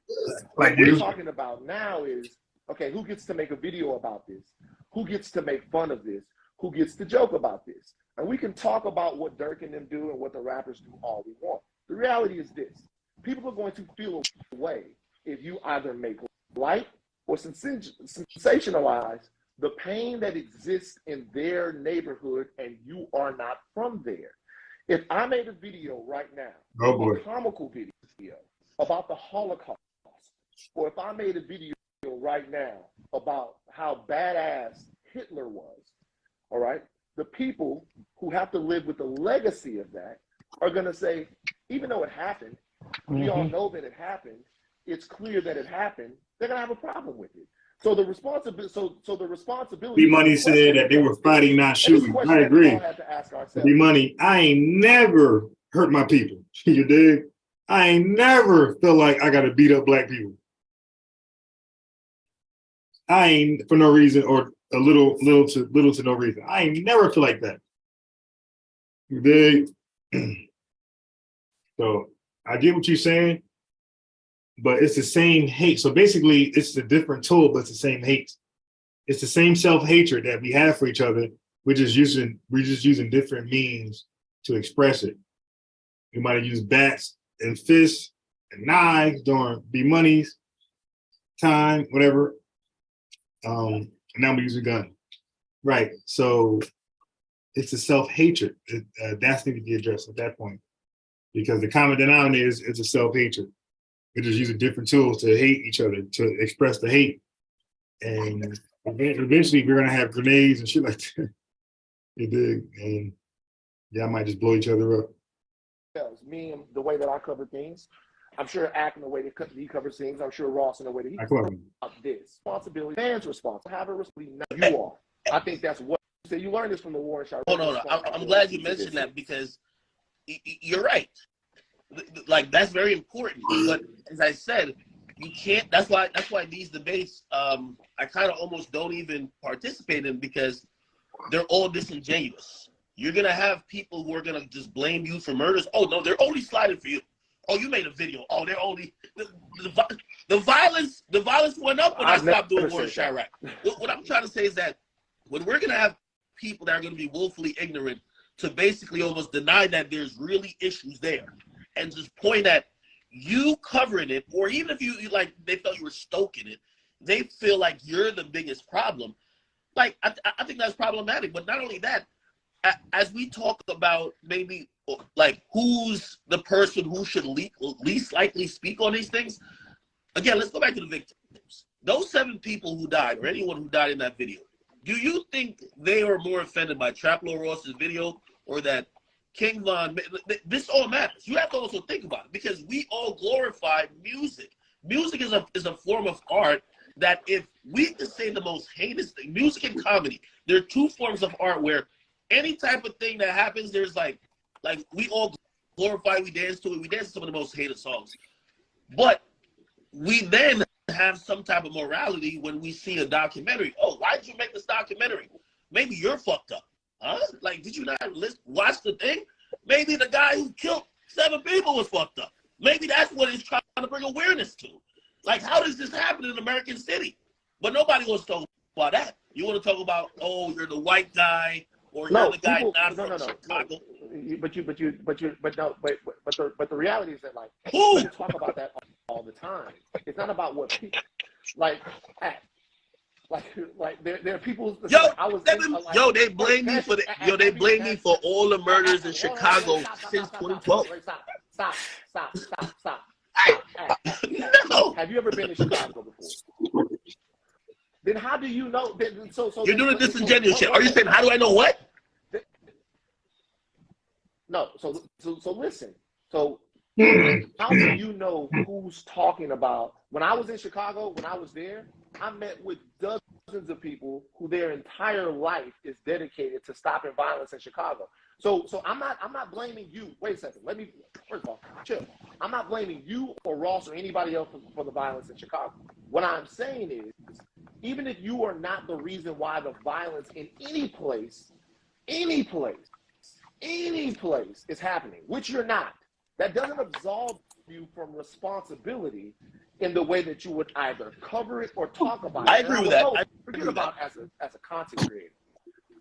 Right. So that's all that I'm saying. I'm not saying no one can credibly or intellectually blame you for the violence in Chicago, or blame Ross, or blame me for celebrities fucking up the whole time I was at TMZ. However, I do say there is a way to cover something. I think nutritious and responsible, and then there's a way that's not. Oh, okay. I agree, but when I'm asking him though is whether or not my thing with Ross, me and Ross talked about this. My thing is whether or not the way that he went about it, if he was willing to listen to any criticism about it, and he did, and he was. Dave, go ahead. I feel like Act don't want to take, and I ain't coming for you, Act. I just feel like. So this is a debate. So the brother on the brother on the bottom left was debating the documentary owner, top right, which is Trap Lord Ross. And the brother on the bottom left is from the Chicago streets. So he go by the name King Dave. So he debated Trap Lord Ross, the white boy at the top right, on whether or not if King Von was truly a serial killer. So that debate part, that portion is over. So now this is like just everybody start talking now, right? So we're at that stage now. So here we go. You don't want to take no ownership with it. We in Chicago feel like you report all the bad shit, and I know it sounds so simple. You report all the bad shit, but you never report nothing good. Like, you don't fuck with Chicago. That'd be the whole issue with Chicago and academics. Because you'll post, say Zoo, you'll post Zoo getting locked up with 300 fucking guns, but you won't post his record up there. You know what I'm saying? So it's like, you love Chicago so much, but you don't never post his record up there. You know, Zoo getting locked up with 300 fucking guns, but you won't post his record up there. You know what I'm saying? So what? Can't even hear this. Getting locked up with 300 fucking guns, but you won't post his record up there. You know what I'm saying? So it's like, you love. I posted? I mean, wait. Hold on. Trap Lord Ross is only retweeting what's already there. He's screenshotting screenshots. Nothing that he did is firsthand. So if the dude did something good, you were supposed to post it and then say, hey, how come you ain't see upon your research? How come you ain't look at this? How come I know you came across this? Just stupid shit. Love Chicago so much, but you don't never post none of our artists. You'll never post if Dirk got a fucking shoe drive in Chicago. This is stuff that the streets that we be wanting y'all to respect as well. You know what I'm saying? And I know to you, it might not seem like shit, because you might be like, man, fuck them niggas. I ain't never got to deal with them niggas. But in reality, it means something to the city. That's part of your giving back. When sometimes if you be like, you know what? It's a buzz and artists in Chicago, I'm going to post them. That make us start looking at you a little different. Okay, so let me respond to that. First of all, that's absolutely infactual. That's incorrect actually. So it was 2 weeks ago or 3 weeks ago. Dirk did a give back. Definitely posted on my page. Dirk anytime does Dirk do, matter of fact, I think even one of my latest posts, I'm like, yo, Dirk is trying to save people. Like that's kind of been one of the themes I've been saying. We're definitely posting it. Now, when you talk about newer artists, and here's where most of these debates get to, people feel because I cover Chicago, I'm indebted to everybody from Chicago. Here's the thing. You are. No, I'm you not. speaking on street shit. No, listen. No, listen. You speaking Here's the on thing. street shit. So you Wait, here's the get it thing. now. You Those artists, You're part of us. That's how we feel, bro. Those artists that I covered their lives, whether it be Lil Reese, whether it be Lil J, those artists, of course, I'm indebted to. And by the way, I cover all of those artists still. Now, some random dude in Chicago now, what the hell do I owe that dude? If you speak on some murders or some shit with him that's negative, shout him out on something good too. That's all we saying. Don't always just be so negative. That's always been that's always been the case. If you go back, and Chief Keef himself, because he DM'd me when I stopped doing it, saying that was always the source of, I do cover some of the things that might not be the best for your image, but all of that is also help propelling the music. Like it's kind of also like a two-faced type of thing, right? Like, when it comes to, like, say 600 Breezy and also Lil Reese, right? At first they were like, oh shit, he's calling us nicknames. Then they named their mixtape the nicknames. So again, all of that helped really the image that created the brand that also promoted all the damn music. I'm sorry to say. I posted all their stuff. I still do. I still post G Herbo. I still post. Now, here's the thing. Let's extrapolate from those guys I covered. I covered a finite amount of people. There ain't nobody who I was covering, or let's get off the people who I was covering. If I never covered you, and because you were just born in Chicago, it's not like somebody like, oh, yo, academics owe you some promotion, like this is reparations. There ain't no reparations for, like, the entire city. You get what I mean? Like, the dudes who I covered, I do believe, because not only their stories were very impactful in having an audience look at it through my platform, of course I should support anything they got going on. Shit, everybody, I talk to Famous Snakes all the time. I covered them a lot. I said, yo, whatever you got going on, let's run the promo. I tell them all the time. When Dirk got dropped back in 2014 or whatever it was, he was on Def Jam.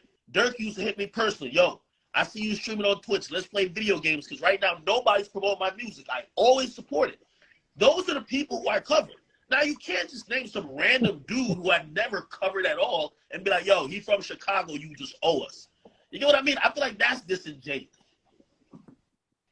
Can I ask you one question? Because it's your platform, you do whatever.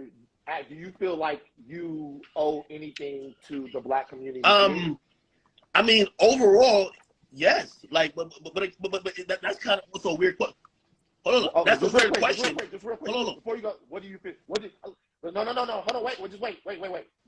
I just want to real quick. Okay. What do you feel like that is? Okay. What does DJ Academics? So feel first like and foremost, I'm gonna tell you why it's a weird question, because I'm Black.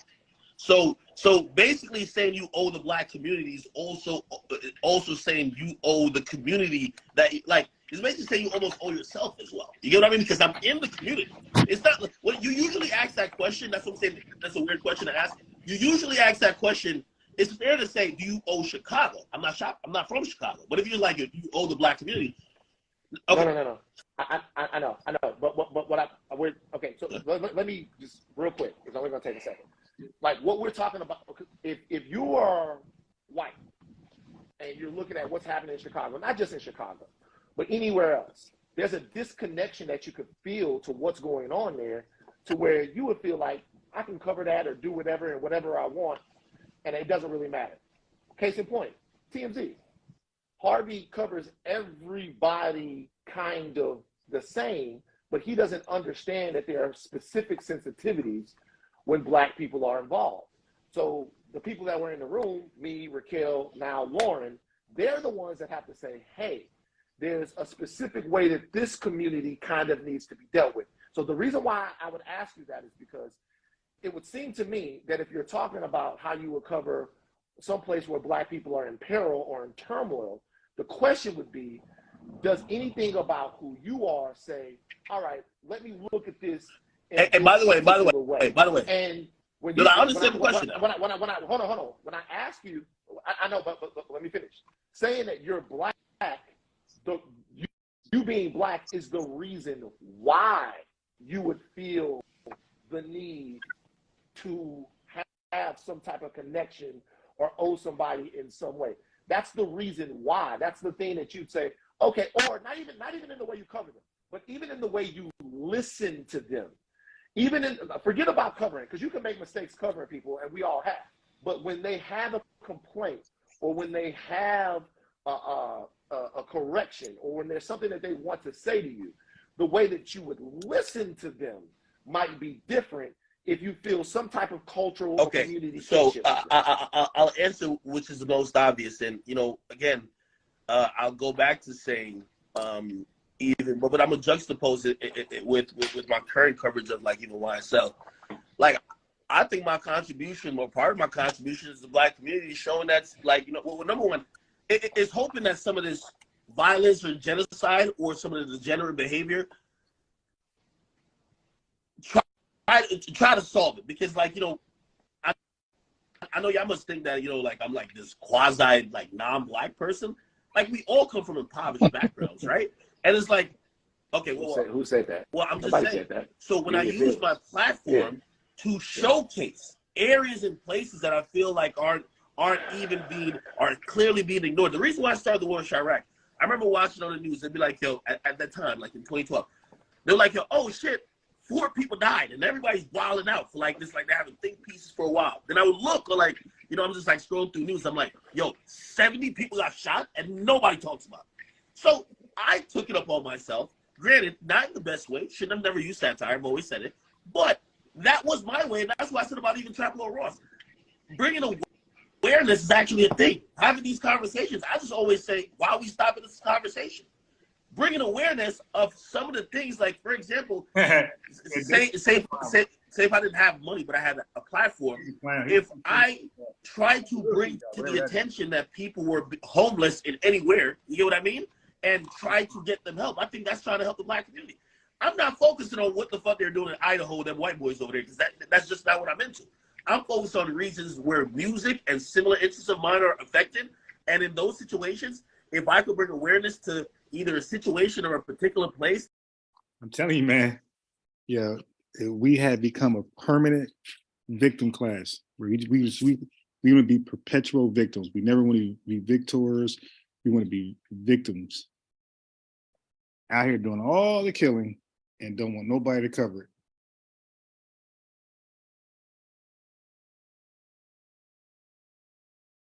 That seems they need immediate help. I think that's my contribution to the black community. You know what I mean? Well, I get it. And so I understand that. I think that we all try to do that in our own ways. And by the way, everybody has a career, and they get their information out in the way that they do it.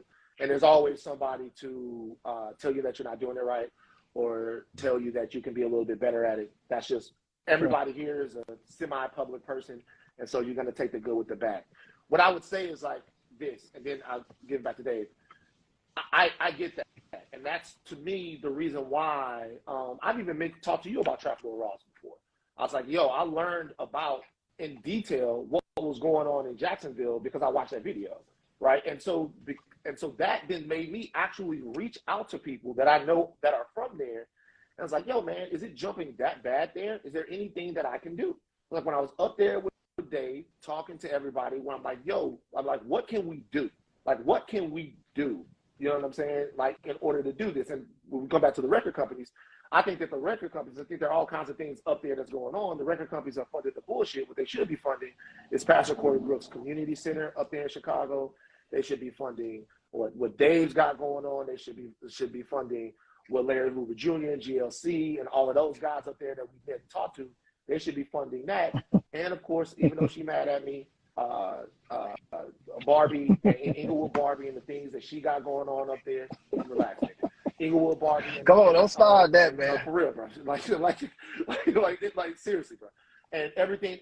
No, not even getting on it. Like, that's a black woman up there that is doing amazing things in Chicago, and the record company should and by the way, funding her. These are the people. These are the people that I met. But listen. No, I'm saying, how can we tangibly get to that, right? Bring it up, Nate. Let's use that situation, right? I know the way that we can tangibly get to that is to keep that narrative going. And so, we got to keep our foot on the right people's necks. Remember when? I understand that. I understand that. But what I'm saying is that comes back to how things are being covered. That's why it matters. Like, if you're telling me right now that you're going to cover homeless people, and we don't have to relitigate the war in Chirac, but like, if you're telling me that you're covering the homeless situation in a place and you're making fun of them, there are going to be a lot of people that think that you're unserious about it, right? And I understand, like, we don't have to go back there. What I'm saying is, now, for everyone, for you, for me, because you guys are way deeper and way more popular in that space than I do. I talk to a different group of people.